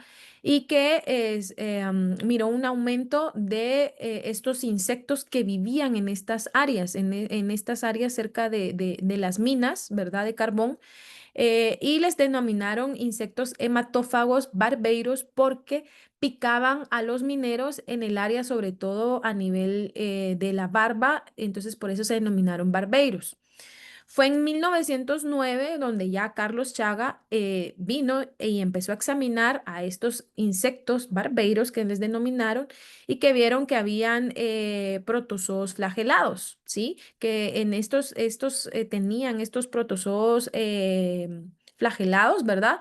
Y luego ya en 1909, más adelante, un par de meses más adelante, Chagas descubrió en una niña a través de un frote periférico que este mismo protozoo flagelado que había visto en los barberios también lo vio en la niña. Entonces, prácticamente él descubrió todo el ciclo, vio quién era el vector, vio a quién atacaba y descubrió al nuevo microorganismo, ¿no? Para 1920 se dio el primer brote en Brasil, ¿verdad? El cual pasó desapercibido. Hubo un brote, ¿verdad? De esta enfermedad, pero como vamos a ver más adelante, muchas veces la enfermedad aguda pasa desapercibida y pues no se conoció que en ese momento era Chagas. Y fue en 1932 a 1938 que se demostró que la principal transmisión era por las heces del insecto. Al principio, Carlos Chagas pensó que la transmisión de esta enfermedad o de estos flagelos del insecto hacia los niños y hacia los humanos era prácticamente por picadura del insecto. Y fue hasta en el 32 al 38 donde se demostró que no era por la picadura, sino por las heces del insecto. Y luego, pues posteriormente, ya sabemos que el 14 de abril de todos los años se celebra el Día Mundial de la Enfermedad del Chagas. Entonces aquí vemos más o menos el comportamiento, la presencia de las enfermedades vectoriales, ¿verdad? Que sabemos que todas las arbovirosis y son generalmente por vectores, ¿verdad? Y Chagas es una enfermedad vectorial y vemos que ocupa el cuarto puesto, ¿verdad? Y aquí vemos pues Guatemala, ¿verdad? Que sí tiene una alta incidencia todavía de Chagas, ¿sí? Si bien dengue, chikungunya, zika y malaria siguen siendo las enfermedades primarias vectoriales que se diagnostican, Chagas todavía pues es parte importante, ¿no? Entonces, la enfermedad de Chagas es una afección parasitaria que es sistémica, generalmente la solemos diagnosticar en su forma crónica muchas veces y es transmitida por vectores y causada por el protozoario Trypanosoma cruzi, ¿sí? Es una patología endémica en 21 países de las Américas y el principal mecanismo de transmisión es vectorial por hemípteros, que son las chinches, que les puse ahí una fotita, ¿verdad? O también conocidas como chinches besuconas o chinches pecudas, que se conocen pues en la población así, ¿verdad? Y que son de la familia Triatominae, ¿verdad? Esto se conoce, esta subfamilia es importante porque son alimentación hematófaga, ¿verdad? Entonces, es decir, se alimentan de sangre. Los insectos tratómitos pueden infectar también roedores, marsupiales y otros mamíferos salvajes, pero también podrían infectar animales domésticos como perros y gatos. El Trypanosoma cruzi es el parásito que se transmite por las heces infectadas de los tratominos, ¿verdad? Y estos insectos generalmente, estas chinches, suelen vivir en grietas o ranuras de viviendas y se esconden generalmente en estas grietas durante las mañanas y suelen ser activos precisamente en la noche. Por eso es que los pacientes generalmente hay que preguntarles si la picadura fue en la noche, porque generalmente suelen ser picados de noche. Guatemala es un país donde tenemos muchos Chagas porque recordemos que todavía tenemos viviendas todavía se hicieron, o tenemos muchas viviendas que están hechas de adobe, ¿verdad? Por ejemplo, o que están hechas, o todavía colchones de paja que también utiliza todavía la gente en muchos departamentos y que obviamente ahí se pueden esconder las chinches. Entonces, el ciclo de transmisión del Chagas, ¿verdad? Primariamente lo que vamos a ver es que se encuentra la chinche, ¿verdad? De Chagas que pica a una persona o animal infectado.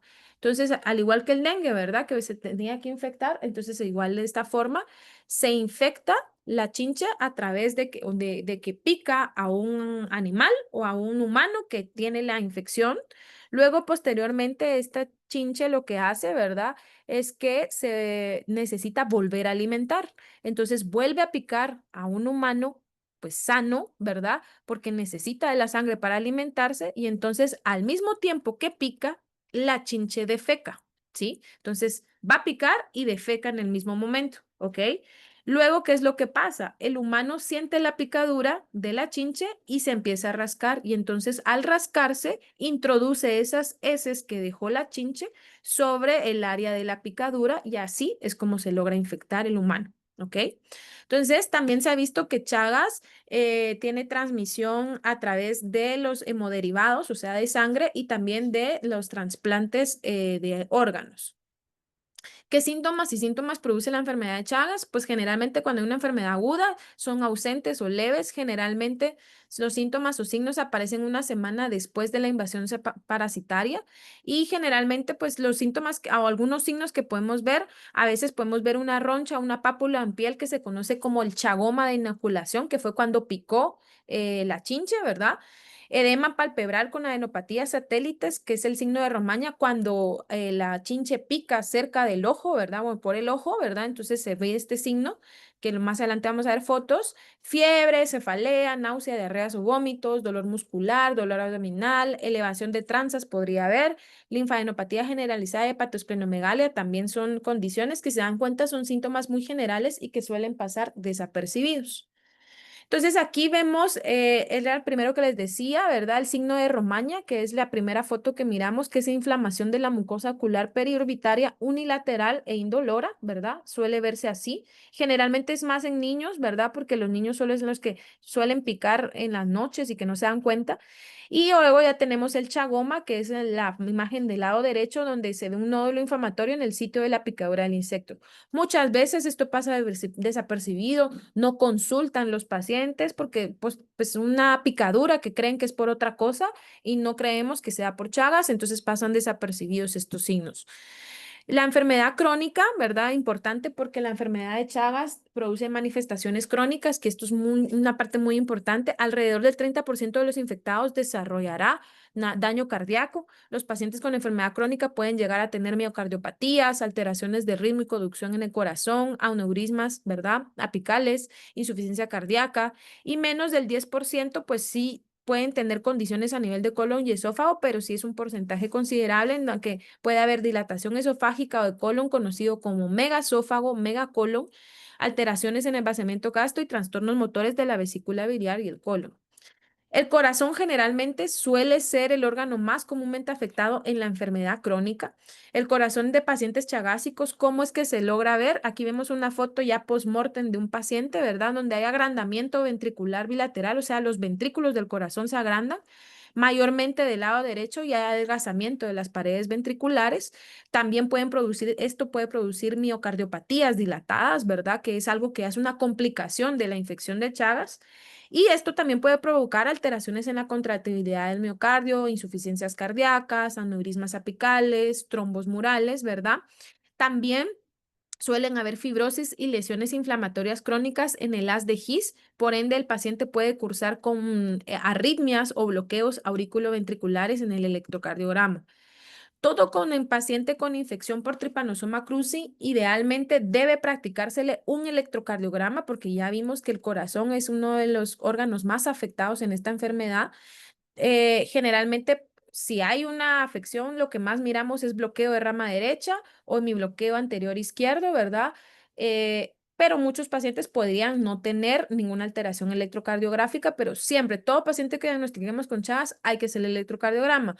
De igual forma, todo paciente con enfermedad chagásica crónica es candidato a la realización de un ecocardiograma transtorácico basal. Todos tienen que tener un ecocardiograma cuando tienen infección crónica. El Holter de 24 horas que es un estudio útil si el paciente refiere que ha tenido síncopes, presíncopes, palpitaciones, o en el electrocardiograma vemos que tiene arritmias y que tiene una serología positiva para Chagas. Hay que hacerle un Holter de 24 horas para ver si hay anomalías en la frecuencia, en el ritmo, ¿verdad? Y pacientes con bradiarritmias sintomáticas son candidatos a implantación de marcapasos. Generalmente en la clínica de infectología, nosotros en la clínica de infecciosas solemos ver muchos de los pacientes con Chagas ya crónicos y con ya complicaciones, que ya ni siquiera son candidatos a tratamiento de la enfermedad de Chagas, sino prácticamente ya son pacientes que ya tienen marcapaso porque ya tienen una condición secundaria a la enfermedad, ¿verdad? Y entonces estos pacientes ya solo en seguimiento. El diagnóstico es clínico y epidemiológico y de laboratorio. En la fase aguda, generalmente, lo que les decía, no voy a indagar mucho en esto, hay que demostrar el parásito en sangre. Generalmente lo que solemos hacer es un examen directo, un frote directo, ¿verdad? Con tinción de extendidos de sangre. Y también podemos ver la seropositivización de la serología, si hay una IgM, ¿verdad? O sea, anticuerpos contra Chagas. En la fase crónica, serología y a ver el antecedente epidemiológico. O sea, siempre es importante ver si el paciente tiene alguna condición que lo lleve a que haya estado expuesto a las chinches, ¿verdad? Y el diagnóstico definitivo, como les decía la licenciada Maika, son dos pruebas serológicas diferentes. Podría ser una lisa, inmunofluorescencia indirecta, hemaglutinación indirecta, ¿verdad? Que detectan anticuerpos específicos en suero de tipo IgG.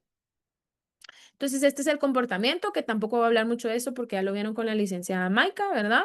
Y el tratamiento, las indicaciones en enfermedad aguda, generalmente si el paciente está expuesto en los últimos 3 meses y hay demostración de la enfermedad por una prueba positiva, debería de dar tratamiento. Y en niños, las enfermedades congénitas en los primeros 3 meses de vida hay que sí o sí tratarlas. En las indicaciones en enfermedad crónica, todos aquellos menores de 18 años, si son, aunque tengan enfermedad crónica, deberían valorarse si se dan tratamiento. ¿Por qué? No porque en ese momento tenga síntomas en ese momento el paciente, sino para evitar que vaya a tener una complicación posterior de la enfermedad crónica, ¿sí? Quienes están considerando el embarazo, o sea, en mujeres que obviamente están en etapa fértil y que en algún momento de su vida quieren embarazarse, entonces, y que tienen Chagas, hay que tratarlas para evitar el Chagas congénito. Y en pacientes inmunocomprometidos con VIH, trasplante de órganos, por ejemplo, que tengan reactivación del Chagas, pues hay que tratarlos. Sin embargo, en guías no hay un consenso claro sobre la enfermedad crónica, a quienes sí, a quienes tratar, a quienes no. Entonces, generalmente esto depende mucho de la manifestación clínica del paciente, qué sintomatología tenga en la infección crónica, si ya tiene daños, si ya tiene una complicación, esto va a depender mucho del médico, ¿verdad? Y en quienes está contraindicado, en arriba de 18 años con disfunción ventricular moderada grave, ellos ya no les doy tratamiento. Y en enfermedad gastrointestinal con absorción alterada, tampoco. Entonces, ¿qué tratamientos damos en Chagas, enfermedad chagásica, en adultos arriba de 12 años? La primera línea es el benznidazol. Ya actualmente está aprobado, anteriormente estaba aprobado solo para arriba de 12 años, ya la FDA lo aprobó entre 2 a 12 años, se puede usar. En infección crónica encontrada incidentalmente en adultos hasta los 50 años sin miocardiopatía avanzada por Chagas, podría valorar el uso de este medicamento, pero eso es a criterio del médico. Sin embargo, ¿qué efectos adversos tienen estos medicamentos? Neuropatía periférica, exantema y granulocitopenia podrían causar. Entonces, si yo voy a tratar una infección crónica, debo estar bien consciente de estos efectos adversos, si es más riesgo o beneficio dárselo al paciente, ¿sí? La alternativa en qué puedo dar, Nifurtimox, pero está aprobada solo en 18 años o arriba de los 18 años, que es de 8 a 10 miligramos por kilo. Esto es lo que nosotros damos en la clínica de infecciosas, ¿verdad? Ambas terapias son contraindicadas en el embarazo, entonces no se dan porque por la teratogenicidad y efectos adversos del Nifurtimox puede dar dolor abdominal, náuseas, vómitos, anorexia. Entonces es bien importante dar plan educacional al paciente y establecer si se va a beneficiar más, si es una infección crónica, si se va a beneficiar del medicamento o en realidad ya no se beneficia. Entonces, esa es la primera presentación. No sé si tienen alguna duda, pregunta ahorita o pasamos a los casos clínicos de una vez. No hay ninguna pregunta en el chat, doctora, ni manita levantada. Ah, va. Ok, entonces vamos a pasar al caso clínico.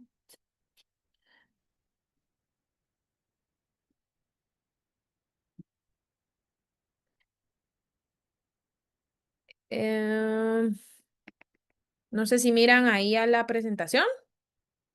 No, doctora, aún no. No, permítanme.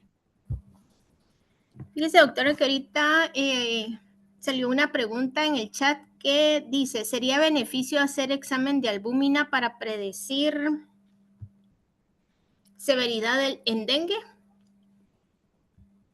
Y para ver si tiene pulmominemia su paciente, supongo. No, no, la severidad del dengue la definimos con síntomas y signos clínicos. Hematocrito es lo principal que tenemos que definir, plaquetas y leucopenia. Entonces, eso es lo que nos va a definir. Y obviamente la presión de pulso, que ya les dije que eso es importante medirlo, y la diuresis. Entonces, en gravedad, eso es lo más importante. Albúmina no nos serviría de nada para establecer enfermedad grave en dengue. Entonces, según OMS y OPS, que incluso si alguno de ustedes está interesado, OPS ofrece cursos de dengue, da diploma y todo para que se puedan meter también, pues, si quieren saber más de dengue, pero no, ahí establece hematocrito, el ascenso del hematocrito, la leucopenia, ¿verdad? La presión de pulso y la diuresis, eso es lo más importante. Gracias, doctora. Hay otra pregunta que dice, con pacientes que toman AZT y les da dengue, ¿cómo se aborda? Bueno, pacientes con sidobudina, adultos, yo creo que ya no va a haber ninguno en Guatemala, o sea, muy rarísimo, o sea, muy, muy raro que vaya a haber alguno, más de alguno tal vez podría haber todavía. Esto más que todo en niños, en embarazadas, que podríamos verlo. Yo en este sentido no omitiría el antirretroviral, ¿verdad? Más si el paciente está controlado con la terapia antirretroviral. Pero si el paciente, pues obviamente tiene una trombocitopenia muy marcada y tiene una anemia muy marcada, entonces valoraría, pues, suspensión. Pero acuérdense que la acidobudina, si anteriormente no me ha ocasionado anemia, si no tengo un efecto adverso con previamente de anemia con sidobudina, yo lo continuaría porque probablemente la anemia y trombocitopenia del paciente no se deba a la acidobudina, sino se debe al dengue. Entonces, esperar que pase esa fase crítica al paciente. Si de plano en la fase crítica yo vengo mucho sangrado, la anemia mayor y mayor, o sea, más al descenso, la hemoglobina al descenso, podría suspenderlo un par de días en lo que el paciente pasa de fase crítica. O sea, con quitar o suspender el ARB en unos días no va a pasar nada, ¿verdad?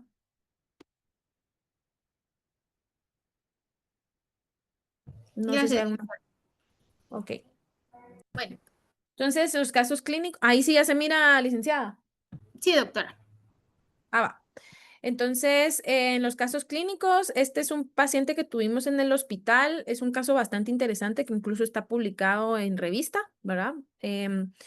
Este es sus datos generales, paciente femenina con iniciales MMCC, 42 años, con fecha de nacimiento el 22 de febrero de 1961, originaria y residente de San Juan, Zacatepeques, evangélica, ama de casa, casada, analfabeta, ¿verdad?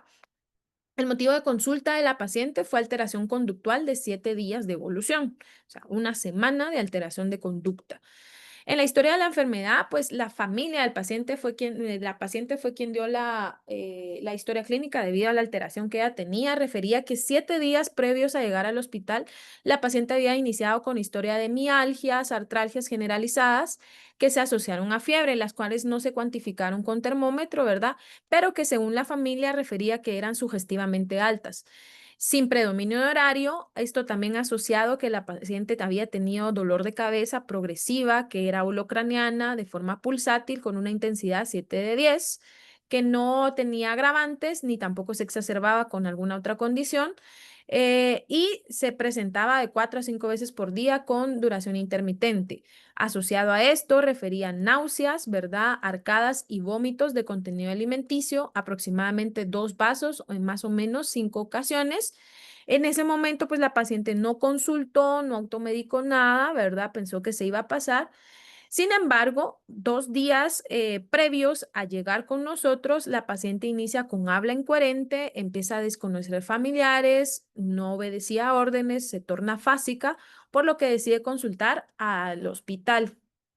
Dentro de sus antecedentes, la paciente tenía antecedente de hipertensión arterial diagnosticada hace 10 años, sin tratamiento ni seguimiento, diabética diagnosticada 11 años previos, tratada con insulina NPH, 24 unidades en la mañana y 12 unidades en la noche en seguimiento, y también presentaba una enfermedad renal crónica CADIGO 5 diagnosticada hace un año en terapia de reemplazo renal 2 veces por semana. La última terapia hemodialítica fue 2 días previos a consultar y la paciente tenía seguimiento en la unidad del enfermo renal crónico, ¿sí? Dentro del perfil social, pues la paciente presenta una vivienda propia con paredes de bloc, techo de lámina, piso de cemento, 2 habitaciones con 6 habitantes, contaba con agua, luz y drenajes, mascotas con aves de corral, si referían, con B negativo y algo muy importante que siempre se pregunta en este tipo de pacientes y enfermedades, almacenamiento de agua en depósitos plásticos. Entonces la familia refería que sí almacenaban agua en recipientes, ¿no? Entonces, prácticamente había estancamiento de agua en estos recipientes. Hábitos y manías, alcohol, tabaco y drogas negaban, micción una vez al día, defecado una vez al día, horas sueño 7 horas y alimentación 3 veces al día, alguna conducta negada, ninguna conducta de riesgo, ¿verdad? Sin transfusiones, que también es importante.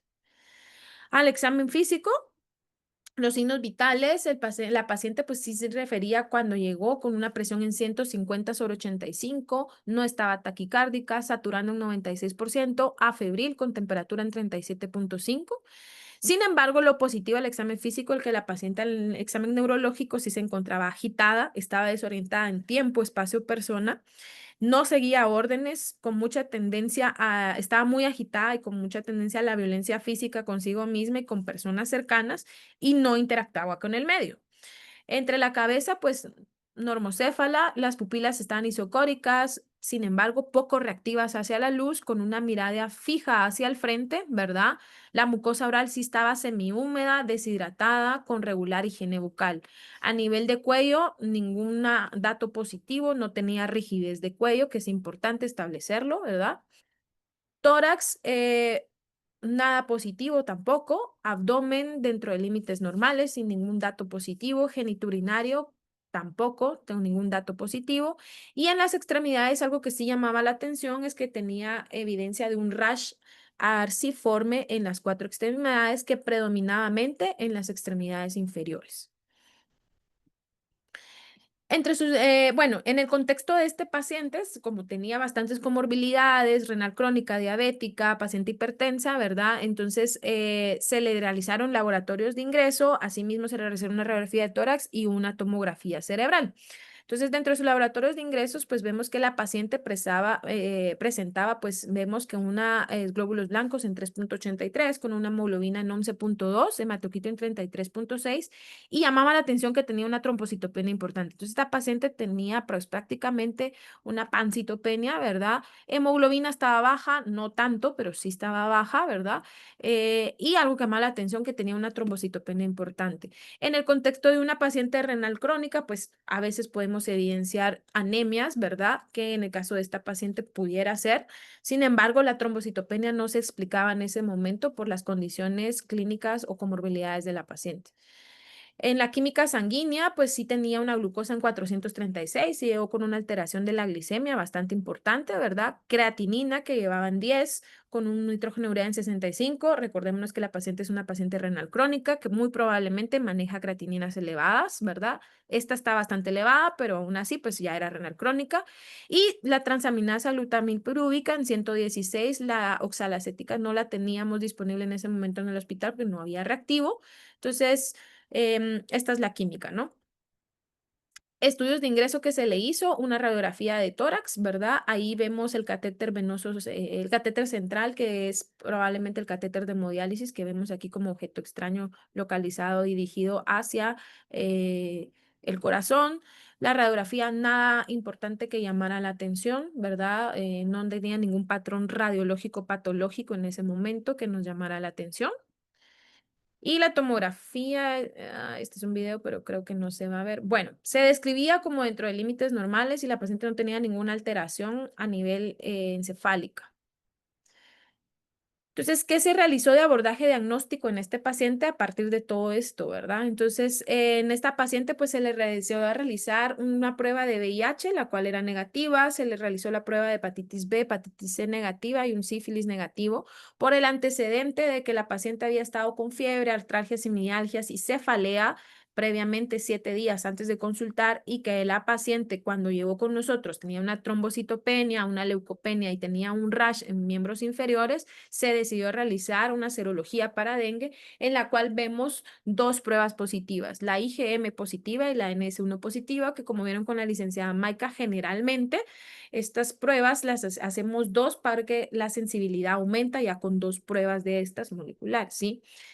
Vemos que la IgG también está positiva. Entonces, ¿qué probablemente está pasando con esta paciente? La IgG nos hace la demostración de que probablemente la paciente ya tuvo en algún momento una infección por dengue, ¿sí? Una infección previa, no ahorita, sino una infección pasada, pero tenemos una IgM positiva y un NS1 positivo, que eso nos dice que la paciente está cursando con una enfermedad por dengue también actual.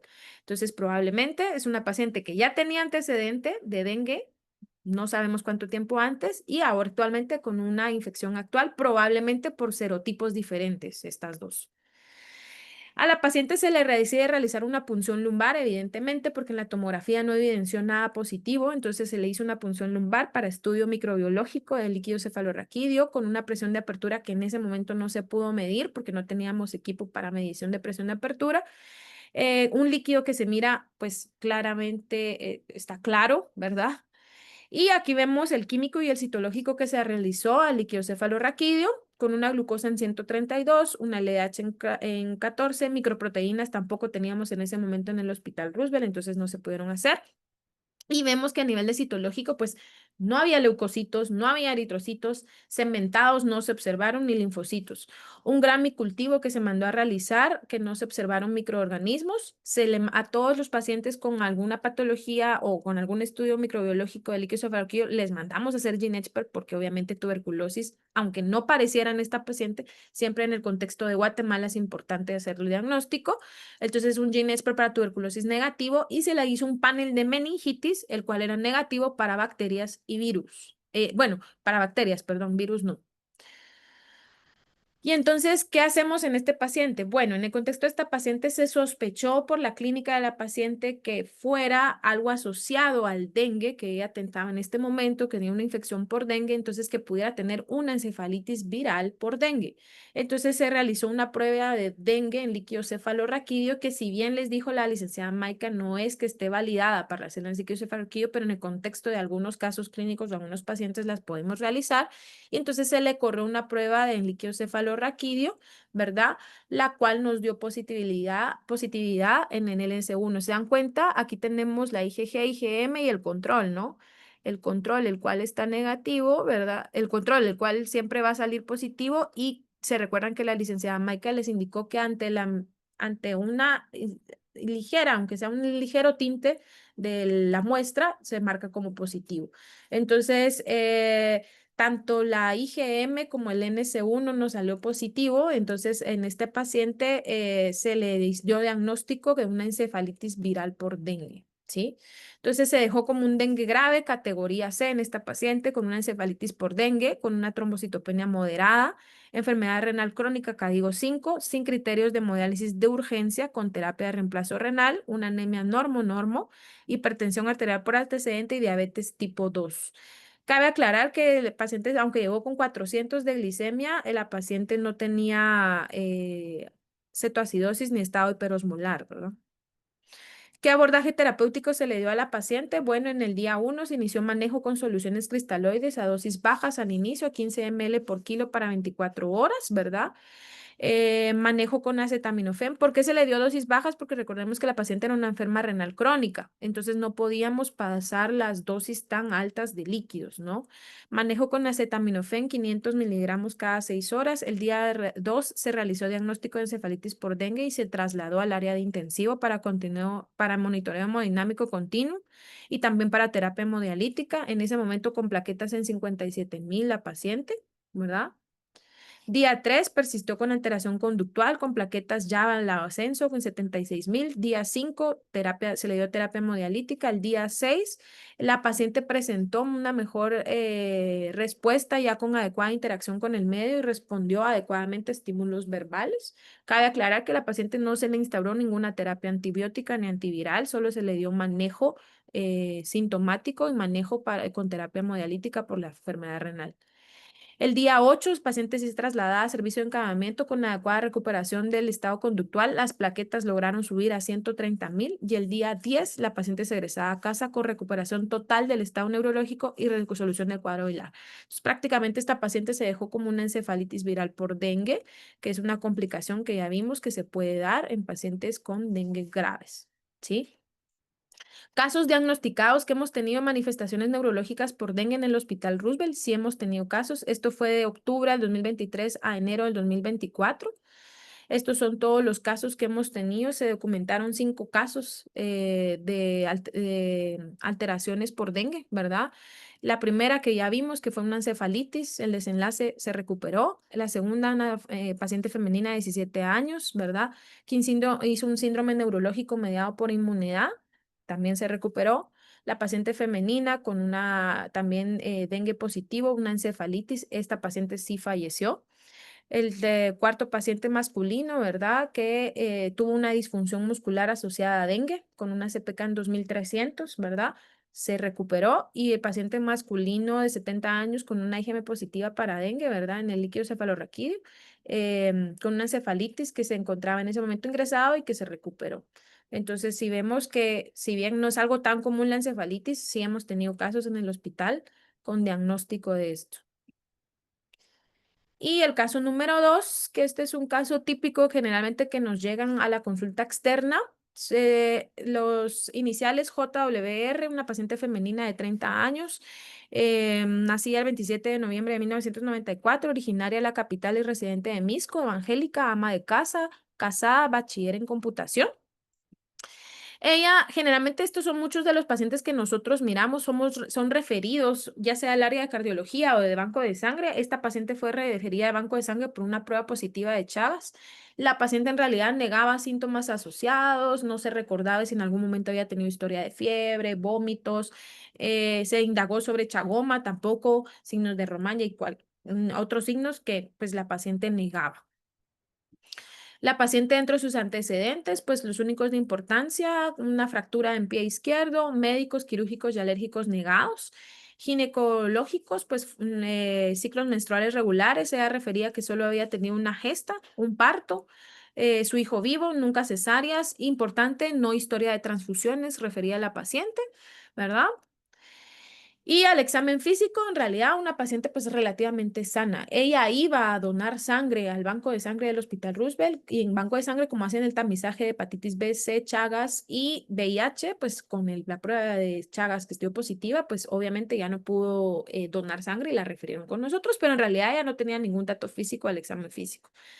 Datos pruebas, se repitió una prueba rápida de Chagas, el cual era negativa. Sin embargo, como ya teníamos una positiva y otra negativa, se decide realizar una lisa para Chagas, la cual dio positiva, y una titulación por hemaglutinación, que fue la que les habló la licenciada Maika, que también estaba positiva con una titulación en 2048. Entonces, la paciente se manejó como una paciente con Chagas, ¿verdad? En ese momento se decide iniciar tratamiento con Nifurtimox, más que todo porque era una paciente femenina en edad reproductiva, ¿verdad? Y en algún momento sí quería o deseaba tener un embarazo. Entonces, por eso fue más que todo que se pensó en el tratamiento, porque pues esto no hay demostración de la enfermedad crónica o aguda. En la aguda sí hay que tratar, pero en la crónica idealmente no hay tanta demostración de la efectividad del tratamiento, pero fue por esto que se inició a iniciar. A la paciente, todos los pacientes que llegan a consulta externa con nosotros, se les solicita un electrocardiograma basal, también se les solicitó ecocardiograma y radiografía de tórax, que aún está pendiente el ecocardiograma, que se lo realicen, y se decidió iniciar tratamiento con Nifurtimox para 2 meses y se le dio cita en 2 meses para una reevaluación en consulta externa, que aún está pendiente que llegue la paciente. Entonces, este es el electrocardiograma, que es el único estudio que por el momento tenemos. Nos hace falta el ecocardiograma dentro de límites normales. Nosotros tenemos un cardiólogo dentro de la clínica de infecciosas, entonces él es el que nos revisa los ecocardiogramas también de los pacientes con positividad de Chagas y él es el que nos hace también los ecocardiogramas. Tenemos esa facilidad. Y pues al momento esperando a ver a la paciente, ¿verdad? En 2 meses, ¿verdad? Que son los casos típicos que nos llegan o a veces nos llegan ya en la etapa crónica, por ejemplo, posterior de que los refieren de cardiología, que ya los refieren con insuficiencia cardíaca o posterior a colocar marcapaso y les hacen una prueba de Chagas y sale positivo. Entonces, pero ya son pacientes con complicaciones y con daños que ya estos pacientes pues generalmente no se benefician del tratamiento, ya solo les damos un seguimiento en la clínica. Entonces, no sé si tienen alguna duda o pregunta.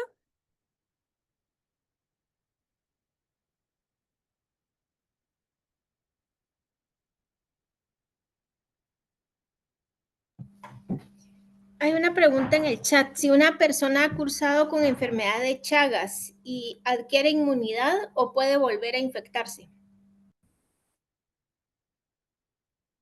Esto, como les habló la licenciada, generalmente los anticuerpos pueden estar presentes toda la vida. Entonces, lo que pueden haber son reactivaciones. Las reactivaciones, ¿en qué momento las tratamos? Si son pacientes inmunocomprometidos. Entonces, en ese momento, por ejemplo, si son VIH, si son usuarios de terapia esteroidea o de terapias con inmunoclonales, entonces, y hay reactivación o hay alguna manifestación clínica, pues obviamente se le valora dar tratamiento. Pero en general, yo me infecto de Chagas y los anticuerpos de tipo IgG van a persistir positivos. Entonces, es muy difícil que en enfermedad crónica o ya pasada yo logre diagnosticar, por ejemplo, eh, al Chagas. Entonces, generalmente me van a aparecer las pruebas positivas porque la mayoría de pruebas para Chagas son por anticuerpos. Entonces, pueden estar positivas, pero eso no implica que el paciente esté cursando con una enfermedad aguda. Entonces, lo más importante es ver la clínica del paciente, si el paciente tiene manifestaciones clínicas de algo agudo. O si obviamente si vio a la chinche y sintió el piquete o tiene un chagoma, pues obviamente ahí sí. Pero de lo contrario, pues no. O sea, ya no, hablamos de que el anticuerpo puede estar positivo y la prueba le puede salir positiva porque ya tiene anticuerpos y puede ser desde hace mucho tiempo. Gracias, doctora. Hay otra pregunta que dice, ¿se podría realizar la prueba de dengue para detectar qué tipo de serotipo en líquido cefalorraquídeo por PCR-RT? Nosotros no lo hemos hecho. Nosotros en Hospital Roosevelt tenemos serotipaje, o sea, sí tenemos los serotipos, la PCR con serotipos, porque ya hacemos la prueba con serotipos de dengue en sangre, pero en líquido cefalorraquídeo no es una prueba que esté validada para ver el serotipo, la que tenemos nosotros, ¿verdad? Entonces, en líquido cefalorraquídeo no faltan estudios y esa no está validada como tal. Acuérdense que las pruebas tendrían que estar validadas. Nosotros las usamos, obviamente, como casos anecdóticos y en algunos casos clínicos que estamos sospechando, pero no con genotipos, sino solo para ver si es positivo o negativo de dengue, ¿verdad? Pero no, no la hacemos. No se hace.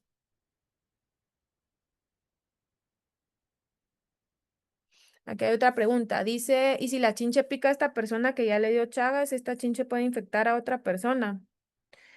Eso es lo que habíamos hablado del ciclo prácticamente de la chinche, ¿verdad? Entonces, si el paciente está en enfermedad aguda y la chinche lo pica en enfermedad aguda, la chinche se infecta.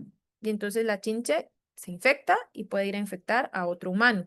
Pero tiene que ser etapa aguda generalmente, porque en la etapa crónica la parasitemia es más baja. Sin embargo, para esto deberíamos ver el nivel de parasitemia que tiene el paciente, porque si el paciente tiene, o sea, si el humano tiene un nivel de parasitemia alto y la chinche lo pica con ese nivel de parasitemia alto, obviamente la chinche se va a infectar y va a ir a picar a alguien más y va a infectar a ese alguien más. Generalmente en enfermedad crónica la parasitemia suele descender, ¿sí? Entonces en enfermedad crónica permanecen anticuerpos, ya la parasitemia baja y generalmente si le pica una chinche, pues si la parasitemia está baja, puede que no se infecte la chinche. Pero esto sería ver del nivel de parasitemia y eso es muy difícil de saber en un paciente. Si tiene parasitemia alta, parasitemia baja, porque como les decía la licenciada Maica, no es que tengamos una prueba específica para Chagas como tal. Generalmente suelen ser por microscopía, por observación directa del químico biólogo o del microbiólogo, que ellos ven al parásito, ¿verdad? O por anticuerpos. Si son anticuerpos, aún así menos vamos a saber si el nivel de parasitemia es alta porque son anticuerpos, no miramos al parásito, ¿verdad?